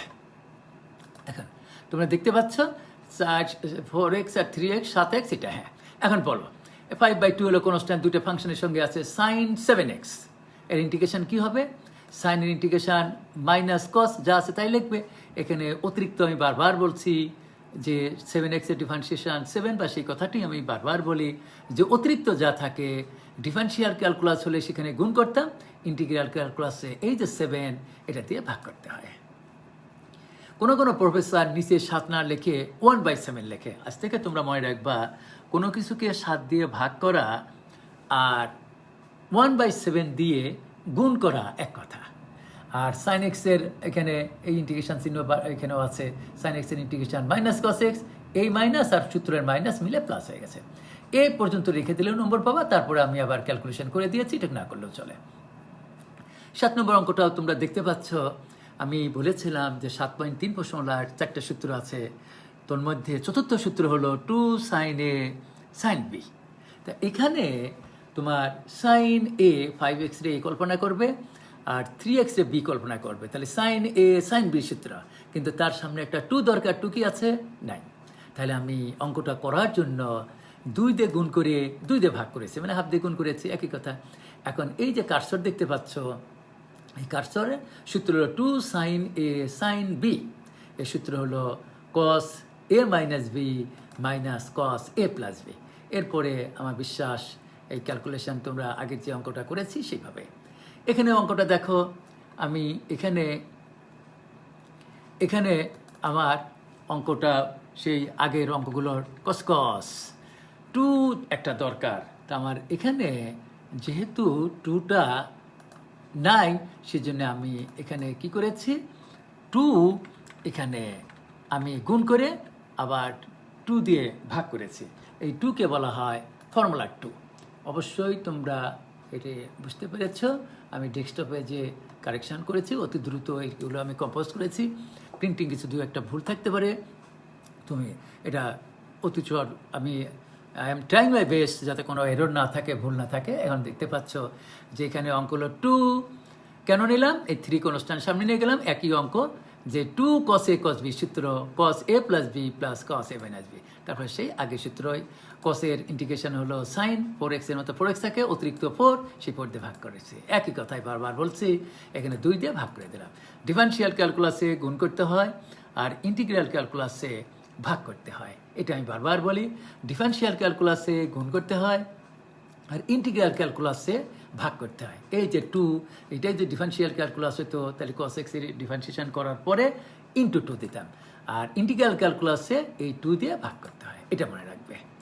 ডিয়ার স্টুডেন্টস, এটিও আমি অনেকবার তোমাদের বলেছি যে এই অঙ্কটিও অনেকবার বিভিন্ন বোর্ডে এসেছে যে আমরা 2 ধরনের রাশি ম্যাথমেটিক্সে ইউজ করে থাকি, একটি হলো ব্যক্ত, একটি হলো অব্যক্ত। আমি এতক্ষণ যে অঙ্কগুলো করেছি সেখানে আমার এখানে ছিল 3, এখানে ছিল 4, এখানে ছিল 5, এখানে ছিল 2x এরকম ছিল, কিন্তু এখানে দিয়েছে px qx। এই যে p, এই যে q, এগুলো কনস্ট্যান্ট, কিন্তু ইচ্ছামূলক ধ্রুবক, আরবিটারি কনস্ট্যান্ট বা ভেরিং কনস্ট্যান্ট। আজ দিয়ে যে আমি 11 নম্বর ক্লাস চলছে, প্রতিটি ক্লাসেই অঙ্কের ভিতরে এই কনস্ট্যান্ট, আরবিট্রারি কনস্ট্যান্ট, চলক, এগুলো নিয়েই হলো ম্যাথ। এটা হলো ম্যাথের ভাইটাল। জীববিজ্ঞানে যেমন কোষের প্রাণ বলা হয় কাকে, নিউক্লিয়াসকে, সেরকম এগুলো হলো ম্যাথমেটিক্সের প্রাণ। যে you have to know what is variable, variable কাকে বলে, how many kinds of variable there are, what is constant, how many constant there are, এগুলো তোমাদের অবশ্যই জানতে হবে। এগুলো অবশ্যই তোমরা বোঝার চেষ্টা করবে। হ্যাঁ, এগুলো না বুঝলে আমার কাছে প্রশ্ন করবে। তাই 10 নম্বর অঙ্কটি এতক্ষণ যে সূত্রগুলো বলেছি সেগুলোর মতোই, আর 11 নম্বর অঙ্কটিও তোমরা বুঝে নেবে। এখানে 11 নম্বর অঙ্কটি এটি অনেকবার বোর্ডে এসেছে। cos two the power 4x, এখানে তোমাদের অঙ্ক হতে পারে integration of sin two the power 4 x dx, সেটিও এইভাবে অঙ্কটি করা যায়। এটা ভিডিওর থেকে তোমরা করে নেবে, একই অঙ্ক, এটা আমি বুঝালাম না। সবচেয়ে বেশি ইম্পর্টেন্ট আমার এই 4-এর সি, 4-এর সি, ঠিক এটা 4-এর সি আগে বলতো, আগেকার বইতে 4-এর সি বলতে, এখন তোমরা 10-এর 10.3, আমি আবার বলছি, এটির অধ্যায় হবে 10-এর 3। ওকে, এই 10-এর 3-এর অঙ্কগুলো আমি একটু সময় নিয়ে বুঝাবো। এখানকার অঙ্কগুলো আমি 23টা অঙ্ক, আজকে সারাদিন ভরে 23টি অঙ্ক আমি কম্পোজ করেছি। তো এই 23টি অঙ্কের ভিতরে আমি যদি তোমাদের 3টি বা 4টি অঙ্ক বুঝিয়ে দেই, ডিয়ার স্টুডেন্টস, তোমরা এরকম 43 অঙ্ক করেছি, 43 কোটি অঙ্ক করতে পারবা। সুতরাং আমার মানসিকতা হলো তোমাদের অঙ্কের নিয়ম শিখিয়ে দেব, যে কোনো অঙ্ক ভবিষ্যতে তোমরা যে পরিস্থিতিতে যে কোনোভাবেই তোমরা করতে পারবে, তার আগে সূত্রগুলো মুখস্থ করবে। এখানে আমি যে 43টি অঙ্ক করেছি, এই 43টি অঙ্কে আমি 2 ভাবে ভাগ করেছি। একটি হলো কতগুলো অঙ্ক আছে সরাসরি, আমি আবার রিপিট করছি, কিছু অঙ্ক আছে সরাসরি সূত্র প্রয়োগ করেছে। আর এলে প্রথম নিয়মের অঙ্ক, আমি যদি 2টি অঙ্ক বুঝিয়ে দিই, এরকম অনেকগুলো অঙ্ক করতে পারবা। আর বাকি যে অঙ্কগুলো আছে, ওই জাতীয় অঙ্ক প্রায় 39টা অঙ্ক করেছি আমি, সেই অঙ্কগুলোর ভিতরে আমি 3টা অঙ্ক বুঝিয়ে দেবো। 39 কোটি অঙ্ক করতে পারবে। সেই অঙ্কগুলো হলো মেথড অফ সাবস্টিটিউশন, বাংলায় বলে প্রতিস্থাপন পদ্ধতি। যারা এই মুহূর্তে লাইভে ক্লাস করছো, তারা আবার আমার একটু কমেন্ট করো, মন্তব্য করো যে আমার কথাগুলো স্পষ্টভাবে শুনতে পাচ্ছ কিনা, এবং যে ফন্টে আমি কম্পোজ করেছি এগুলো স্পষ্টভাবে বোঝা যাচ্ছে কিনা, এবং স্ক্রিনের ফুল স্ক্রিনটা তোমরা যে ভিডিও করছি এটা পুরা দেখা যাচ্ছে কিনা, এটি আমার মন্তব্য। ইয়েস হলে ইয়েস লেখো, নো হলে নো লেখো। প্রথম অঙ্কটি আমি আবার বলি যে ইতোপূর্বে 10.1 থেকে 10.7 পর্যন্ত অঙ্কগুলো করতে যে 26টি সূত্রের কথা আমি বলেছি, ওই 26টি সূত্র তোমরা আগে মুখস্থ করে নেবে। তাহলে এই 10.3 প্রশ্ন অনেক অঙ্ক আছে বইতে, বাজারে যে সমস্ত বই আছে সেই বইতে অনেক অঙ্ক আছে, সবগুলো অঙ্কই তোমরা করতে পারবা। কিন্তু আমার মানসিকতা হলো কি পেলে এটা বড় কথা না, কিভাবে পেলে এটা বড় কথা। সেজন্য তোমরা নিয়মটা শিখবে। নিয়ম শিখলে যে কোনো অঙ্ক, আশিক আর রহমান ইসমাম, তোমার জন্য আমি অনেক দোয়া করি। তোমার দেখতে পাচ্ছি প্রতিটি ক্লাসে তুমি থাকো, এবং তোমার সাথে তোমার বন্ধুদেরও আমি দোয়া করি। এবং আজকের এই ভিডিওটি কিছুক্ষণের মধ্যেই ইউটিউবে তোমরা পাবে। ইউটিউবে গিয়ে প্রতিটা অঙ্ক, তানসি নামে মেয়েটিও, সেও প্রত্যেক দিন ক্লাসে থাকে। এই তাহলে 10.3 প্রশ্নমালায় অনেকগুলো অঙ্ক, বাজারের যে সমস্ত বই আছে প্রায় 60, 70, 65, 80, 90টা করে অঙ্ক আছে। এর ভিতরে আমি চাই যে 2টি অঙ্ক আমার কথা সুন্দরভাবে তোমরা শোনো এবং নিয়মগুলো হার্ড ডিস্কে ইনস্টল করো। আমার মানসিকতা হলো কি পেলে এটা বড় কথা না, কিভাবে পেলে এটা বড় কথা। সেজন্য তোমরা নিয়মটি শিখবে। তাহলে প্রথম অঙ্কটাই আমি শুরু করেছি যে ইন্টিগ্রেশন অফ, তাহলে আমি আবার তোমাদের স্মরণ করিয়ে দিই যে 10.3 প্রশ্নমালায় আমাদের 10.3 প্রশ্নমালায় আমাদের মোট 2 নিয়মের অঙ্ক আছে। কি কি? যে কতগুলো অঙ্ক আছে সরাসরি সূত্র পড়ে যায়। সেই সূত্রগুলোর আমি কয়টা অঙ্ক বুঝিয়ে দেবো। আর আমি 39টা অঙ্ক করেছি যে মেথড অফ সাবস্টিটিউশন, বাংলা অর্থ হলো প্রতিস্থাপন পদ্ধতি। আমার সেই 39টা অঙ্কর ভিতরে তোমরা আমার 3টি অঙ্ক ঠান্ডা মাথায় বুঝাইতে সুযোগ দিবা এবং তোমরা বোঝার চেষ্টা করবে, যে কোনো অঙ্ক তোমরা করতে পারবে। আমি আবার বলছি, মেথড অফ সাবস্টিটিউশন, বাংলায় বলে প্রতিস্থাপন, এসিটা ছাড়া। এখন প্রথম অঙ্কটি আমি আবার বলি, এখানে ফাংশন কিন্তু 16 প্লাস এক্স স্কোয়ার না, এই ডিএক্সটা তোমরা পাশে নিয়ে যাবা মনে মনে, এখানে একটা 1 আছে, তাহলে integration of 1/16 plus x square dx. এখানে আমি যে সূত্রগুলো বলেছি সেই সূত্রগুলো আমি বলছিলাম স্ক্রিনশট নিয়ে রাখবা অথবা খাতায় লিখে নেবা। দেখো সূত্র হলো এখানে 16 এর পরিবর্তে লেখা যায় 4 square plus x square. Dear students, এখানে সূত্র হলো integration of 1/a square plus X dx is equal to 1/a tan inverse X by A যোগ সি। এটা 2 মার্কের জন্য অঙ্কটা হয়ে গেল। এগুলো এমসিকিউতেও আসে। এখন এখানে 16 না থেকে যদি 25 থাকতো তাহলে লিখতাম আমরা 5 স্কোয়ার, এখানে 1/5 tan ইনভার্স এক্স বাই 5, তাহলে সেটা হবে উত্তর। এখানে যদি থাকতো 64 তাহলে লিখতাম 8 স্কোয়ার, যদি থাকতো 100 তাহলে 10 স্কোয়ার। দেখো এইরকম লক্ষ লক্ষ অঙ্ক করা যায়। আর আমি অঙ্কটা করেছি 16 মানে 16 প্লাস এক্স স্কোয়ার, পরীক্ষা আসলো 36 প্লাস এক্স স্কোয়ার, পরীক্ষা আসলো 81 প্লাস এক্স স্কোয়ার। অবশ্যই আমার প্রিয় শিক্ষার্থীরা পারবে। 2 নম্বর অঙ্কটাও বুঝিয়ে দিয়ে আমি অতি দ্রুত এটা শেষ করব, অনেকক্ষণ কথা বলছি। এই ভিডিওটি আমি আবার বলছি ইউটিউবে পাওয়া যাবে, আর যে তোমরা অঙ্কগুলো ইউটিউব থেকে ডাউনলোড করে নিতে পারবা, প্রিন্ট করে নিতে পারবা, অথবা সামনে দেখে অঙ্কগুলো করতে পারবে। ওকে, আচ্ছা, এখন এটা একটি সূত্র হলো যে 1/√a square minus x square, কিন্তু এখানে এটা ঢাকা বোর্ডের অঙ্ক একবার এসেছিল, এক্স স্কোয়ারের সঙ্গে 16 আছে, 16 আছে। প্রথম আমি বলি অঙ্কটি 2 নিয়মে করা যায়। তো আমি যে নিয়মে তোমাদের অবতারণা করছি সেটি হলো এক্স স্কোয়ারের সঙ্গে কোনো সহগ রাখা যাবে না। তাহলে এখানে যেহেতু আমার 16 আছে সেই জন্য এক্স স্কোয়ার মুক্ত করার জন্য আমি 16 কমন নিয়েছি, এটা হলো নিয়ম। এখানে তাহলে 25/16 16 কাটা, আর 16 আর এক্স স্কোয়ার জন্য এটা, আর √16 মানে এই যে এখানে যেহেতু এটা নিচে √16 মানে 4, তাহলে 1/4 সামনে নিয়ে গেলাম। √a square minus x square 1/√a square minus x square, একটা সূত্র আছে। এখানে এ হলো কনস্ট্যান্ট, এর মান 5/4 হতে পারে, 4/5 হতে পারে, তারপরে হাফ হতে পারে, √2 হতে পারে, এনি রিয়েল নাম্বার। সুতরাং সূত্র হলো সাইন ইনভার্স এক্স বাই এ, এবং তোমরা সূত্রগুলো যদি মুখস্থ করো তাহলে এগুলো বুঝতে পারবে। ডিয়ার স্টুডেন্টস, আমি এই 3 থেকে 43 পর্যন্ত যতগুলো অঙ্ক করেছি তার ভিতরে আমার এই যে পদ্ধতি, এই পদ্ধতিটাকে বলা হয় মেথড অফ সাবস্টিটিউশন। আমি এই 3 থেকে 43 পর্যন্ত যতগুলো অঙ্ক করেছি, এই অঙ্কগুলো করতে 41টি অঙ্ক, এই অঙ্কগুলো করতে আমি 2টি অঙ্ক খালি বুঝিয়ে দেবো, 43টি অঙ্কই তোমরা পারবা। সূত্র হলো মেথড অফ সাবস্টিটিউশন। আমি আবার বলি, নিয়ম হলো মেথড অফ সাবস্টিটিউশন, এর বাংলা কথা হলো প্রতিস্থাপন পদ্ধতি।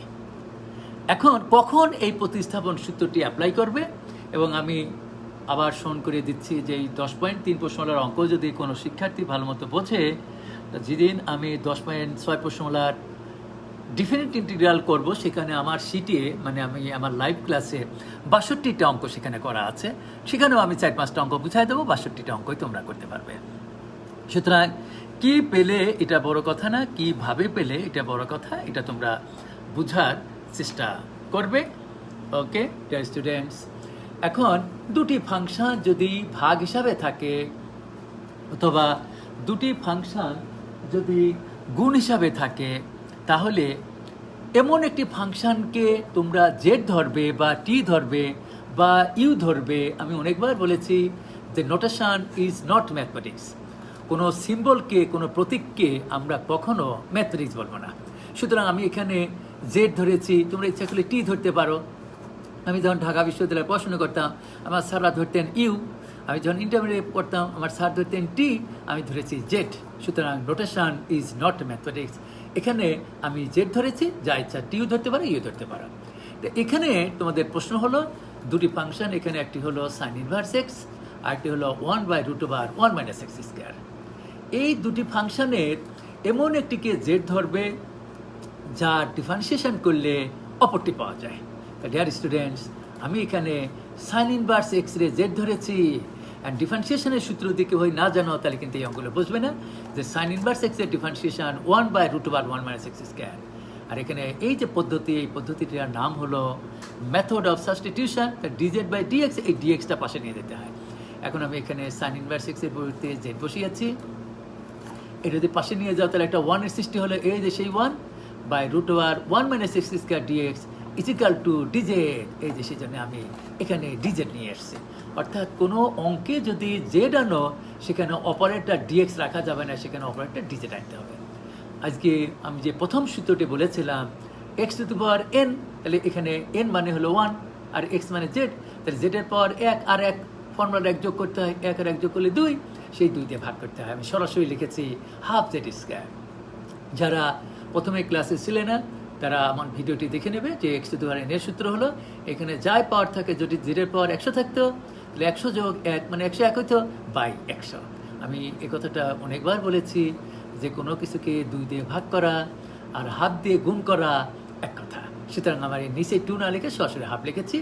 এরপরে যেহেতু আমার জেড, আমি সাইন ইনভার্স এক্স এর পরিবর্তে জেড ধরেছি, প্রতিটা অঙ্কে 43 থেকে মানে 3 থেকে 43 পর্যন্ত যতগুলো অঙ্ক আমি করেছি, প্রতিটা অঙ্কেই আমার কি করতে হবে, এই শেষে এই জেডের মানটা বসিয়ে দিতে হবে। এখানে জেডের মান সাইন ইনভার্স এক্স, এখানে স্কোয়ার আছে থেকে স্কোয়ার যোগ সি। এখানে পাশে তোমরা লিখে দিতে পারো জেড এর মান বসিয়ে, ওগুলো ইন্টারমিডিয়েটে না লিখলে চলে। এই অঙ্কগুলো সৃজনশীলের 2টা থাকে, 2 2 4 বার, প্রতিটা অঙ্কে 2 বার থাকে। 4 নম্বর অঙ্কটা আমি একটু বোঝাই, পরে আমি টান দেবো, একটু দ্রুত কথা বলে শেষ করবো আজকের মতো। যে এখানেও দেখো যে sec² x আছে, নিচে হলো 1 + tan x, কারে জেড ধরবো। আমি আমার অভিজ্ঞতায় বলি যে সাধারণত যে সমস্ত অঙ্কের ফাংশানের যে সমস্ত পাওয়ার থাকে, যে সমস্ত ফাংশানের, সেখানে সেই পাওয়ার বাদে তারে জেড ধরবা। এখানে পাওয়ার আছে 1 + tan x, এর পাওয়ার হলো √, মানে হাফ। সুতরাং আমি √, বাদে 1 + tan x রে আমি জেড ধরেছি। এখন তোমরা যে প্রশ্ন করতে যে স্যার উপর, যেমন এই অঙ্কটা আপনি উপর গেটটারে ধরলেন সাইন ইনভার্স এক্সে, এখানে উপর গেটটা ধরেন। দেখো উপর গেটটারে যদি আমি sec² x এ জেড ধরি, তার ডিফারেন্সিয়েশন করলে নিচেরটা পাওয়া যায় না। সেজন্যই কোনটিকে জেড ধরবে সেটা ডিপেন্ড করে অঙ্কের উপরে। আমি এখানে 1 + tan x রে আমি জেড ধরেছি, আছে 1 এর ডিফারেন্সিয়েশন 0, এই যে 0 লেখা লাগে না। tan x এর ডিফারেন্সিয়েশন হলো sec² x, আর dz/dx এই ডিএক্সটা এখানে নিয়ে আসতে হয়। তাহলে এখানে sec² x dx এর পরিবর্তে আমি বসিয়েছি dz, আর √এর মতো √, আর 1 + tan x এর পরিবর্তে z। তাহলে এটি হলো একটা করোলারি সূত্র আছে, তোমরা দেখতে পারবে। 4 নম্বর সূত্র, আমি যে 26টি সূত্র লিখে দিয়েছি, তার 4 নম্বর সূত্র হলো integration of dz/√z = 2√z। This is formula. Plus যোগ সি, এখানে 2 মতো 2 রাখবে, জেডের √এর মতো √, আর এই জেডের মান বসিয়ে 1 + tan x। এখানে 5 নম্বর অঙ্কটাও আছে। এখানে দেখো cos ln x একটি ফাংশন, আর শুধু x একটা ফাংশন, কারে আমি জেড ধরবো। আমি অতি তাড়াতাড়ি শেষ করে দেবো। যেখানে কসের অ্যাঙ্গেল হলো ln x, এই ln x-টাকে জেড ধরতে হবে। কেন ln x এ জেড ধরবো? যে ln x এর ডিফারেন্সিয়েশন হলো 1/x, যেহেতু আমার এখানে cos ln x যে পাশে নিয়ে যায়, এখানে একটা 1 এর সৃষ্টি হয়, এই সেই 1। সেজন্য এখানে ফাংশন কিন্তু 1/x, আরেকটা হলো cos ln x। সেজন্য আমি শুধু সহ না, এই cos ln x সহ ধরবো না, এই ln x রে আমি জেড ধরেছি এই নিচেরটা পাওয়ার জন্য, 1/x পাওয়ার জন্য। অঙ্কটাও তোমরা বুঝতে পেরেছ। cos x এর ইন্টিগ্রেশন, এখানে সাইন জেড আছে থেকে জেড, এক্স থাকলে এক্স, টি থাকলে টি, এখন জেড এর মান বসিয়ে দিলাম, পাশে লিখতে পারো জেড এর মান বসিয়ে। 6 নম্বর অঙ্কটাও সেই একইভাবে, দুটি ফাংশন, এখানে x × ln x আছে, 1 + ln x আছে, 1 + ln x রে আমি জেড ধরেছি, এটা দেখতে পাচ্ছ। আর এখানেও 7 নম্বর অঙ্কটাও একই নিয়ম। এখানে 8 নম্বর অঙ্কটা এই 5 নম্বর অঙ্কটার মতোই ln x রে আমি জেড ধরেছি, কেন? নিচেরটা পাওয়ার জন্য। আর এই tan x এর তোমরা মনে রাখবে যে এর ইন্টিগ্রেশনের 2টা সূত্র আছে, আর লনের পরে আধুনিক ম্যাথমেটিশিয়ানরা এখানে অ্যাবসলিউট ভ্যালু দিয়ে দেন। ইচ্ছা করলে ফার্স্ট ব্র্যাকেট দিলেও নম্বর কাটবে না, অ্যাবসলিউট ভ্যালু দিতে পারো, তাহলে এখানে অ্যাবসলিউট ভ্যালু হবে। এগুলো তোমরা দেখতে পাচ্ছ, ভিডিওর থেকে দেখে নিও। আমি অতি দ্রুতই শেষ করে দেব। এখানে 10 নম্বর অঙ্কটা 11 নম্বর অঙ্কটা একই নিয়মে আমি করেছি। এই 11 নম্বর অঙ্কটা ঢাকা বোর্ড, কুমিল্লা বোর্ড, রাজশাহী বোর্ডে অনেকবার এসেছে যে tan ইনভার্স এক্স রে আমি জেড ধরেছি। কেন? যে tan ইনভার্স এক্স এর ডিফারেন্সিয়েশন হলো 1/1 প্লাস এক্স স্কোয়ার। এই অঙ্কগুলো যেহেতু মেথড অফ সাবস্টিটিউশন, সেজন্যই আমাদের করতে হবে এই এমন একটাকে জেড ধরবা যার ডিফারেন্সিয়েশন করলে অপরটা পাওয়া যায়। আমি এখানে tan ইনভার্স এক্স এর জেড ধরেছি 1/1 প্লাস এক্স স্কোয়ার পাওয়ার জন্য। এরপরে তোমরা দেখতে পাচ্ছ, আমি আবার বলছি, আধুনিক ম্যাথমেটিক্যাল লনের পরে এখানে একটা অ্যাবসলিউট ভ্যালু দিয়ে দেন, তাহলে তোমরা এখানে অ্যাবসলিউট ভ্যালু দিও, ফার্স্ট ব্র্যাকেট দিলেও নম্বর কাটবে না। এই অঙ্কগুলো অবশ্যই দেখবে। এই অঙ্কগুলো প্রতিটা অঙ্কই ইম্পর্টেন্ট, কিন্তু আমার বিশ্বাস আমি যে 2টি অঙ্ক বুঝিয়ে দিলাম, আরেকটা অঙ্ক পরে বুঝাও আরেক নিয়মের, তাহলে প্রত্যেকটা অঙ্ক তোমরা করতে পারবা। ভিডিও আছে না? ওকে, এখন এখানে দেখো 16 নম্বর অঙ্কটাও আমি অতি দ্রুতই শেষ করে দিচ্ছি। Sine 2 plus ln X by X. আমি কিছুক্ষণ আগে ইতিপূর্বে একটা অঙ্ক করেছি, সেখানে ছিল cos ln X. Ln X রে জেড ধরেছিলাম। ডিয়ার স্টুডেন্টস, এখানে সাইনের অ্যাঙ্গেল কিন্তু 2 প্লাস 5 লন এক্স। সুতরাং আমার এই 2 প্লাস 5 লন এক্স সহ এটিকে জেড ধরতে হবে। তারপরে তোমরা জানো 2 ডিফারেন্সিয়েশন 0, 5 হলো কোনো স্ট্যান্ড, ওই 0 লেখা লাগে না, 5 মতো 5 লিখে দিলাম। লন এক্সের ডিফারেন্সিয়েশন 1/x, আর ডিজেড বাই ডিএক্স, এই ডিএক্সটা আমি এই যে পাশে নিয়ে গেছি। তারপরে তো তোমরা বুঝতে পেরেছ sine x sine z dz এর ইন্টিগ্রেশন হলো মাইনাস কস জেড। এখন এই মাইনাসটা সামনে নিয়ে গেলাম, এই জেডের মান এখানে আমি বসিয়ে দিয়েছি।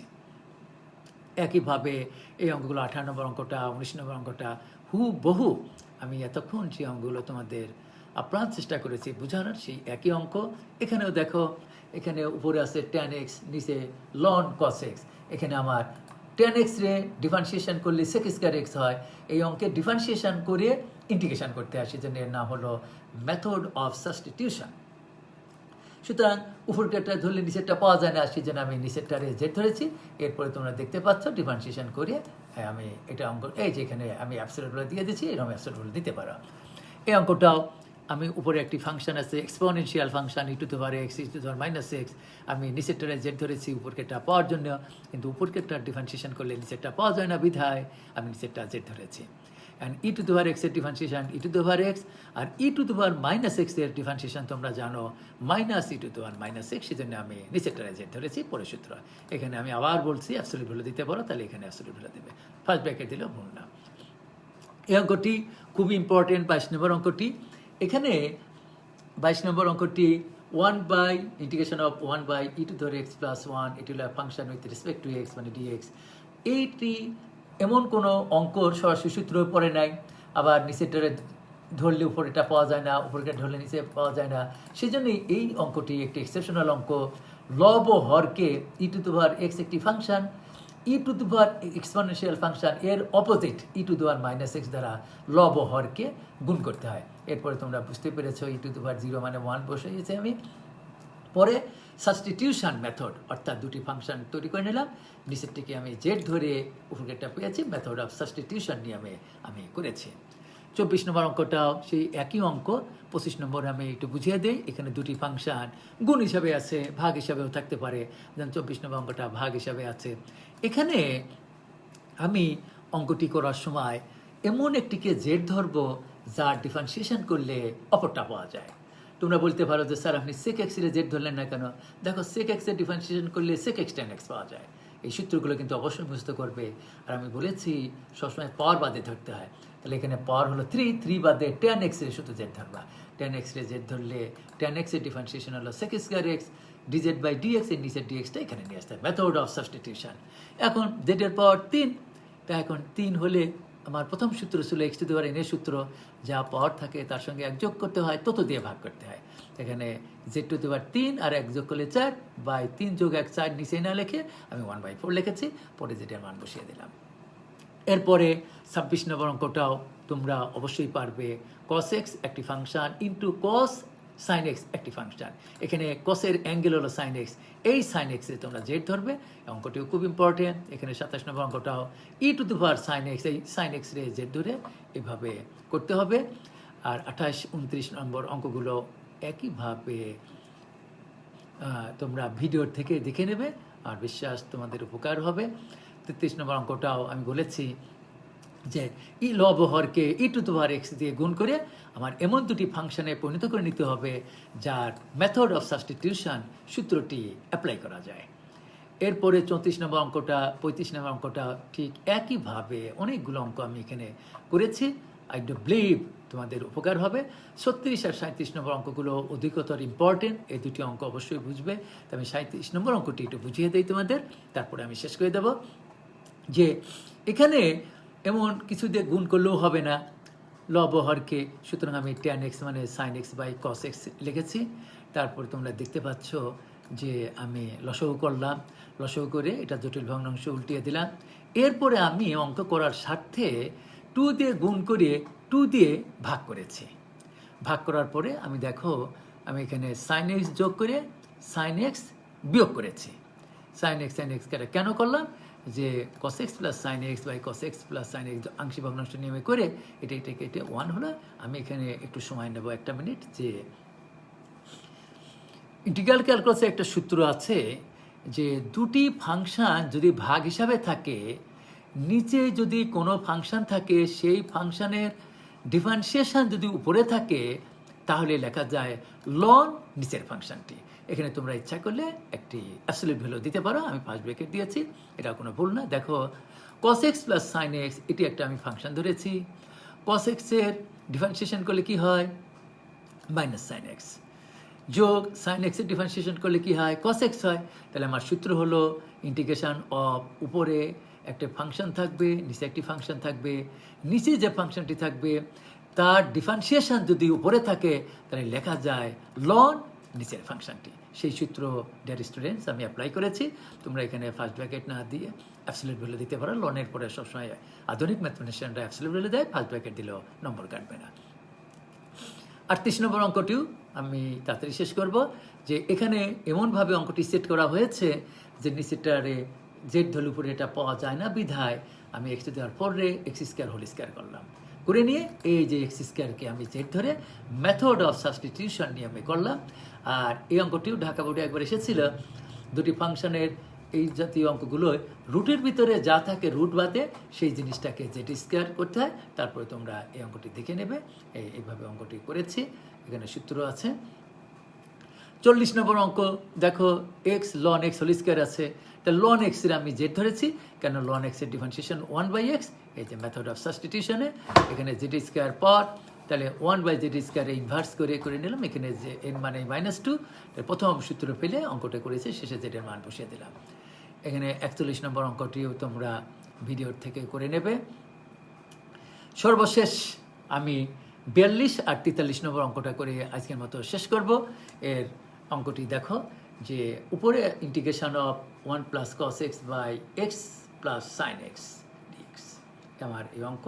আমি কারে জেড ধরব। দেখো এখানে ডিয়ার স্টুডেন্টস দুটি ফাংশন ভাগ হিসাবে আছে। এখানে আমি যদি উপরের ফাংশনটারে জেড ধরি বা টি ধরি বা ইউ ধরি তাহলে নিচেরটা পাওয়া যায় না। সেজন্য আমি নিচেরটারে আমি জেড ধরেছি, উপরকেরটা পাওয়া যায়। কারণ হচ্ছে এক্সের ডিফারেন্সিয়েশন তোমরা জানো 1, সাইন এক্সের differentiation cos x dz by dx, এটা না ডিএক্সটা সরাসরি পাশে নিয়ে যাবে, মেথড অফ সাবস্টিটিউশন। তাহলে এক্স সাইন এক্স জেড এর পরিবর্তে জেড লেখা যায়। এখানে এক্স প্লাস সাইন এক্সের পরিবর্তে আমি নিচে জেড লিখেছি।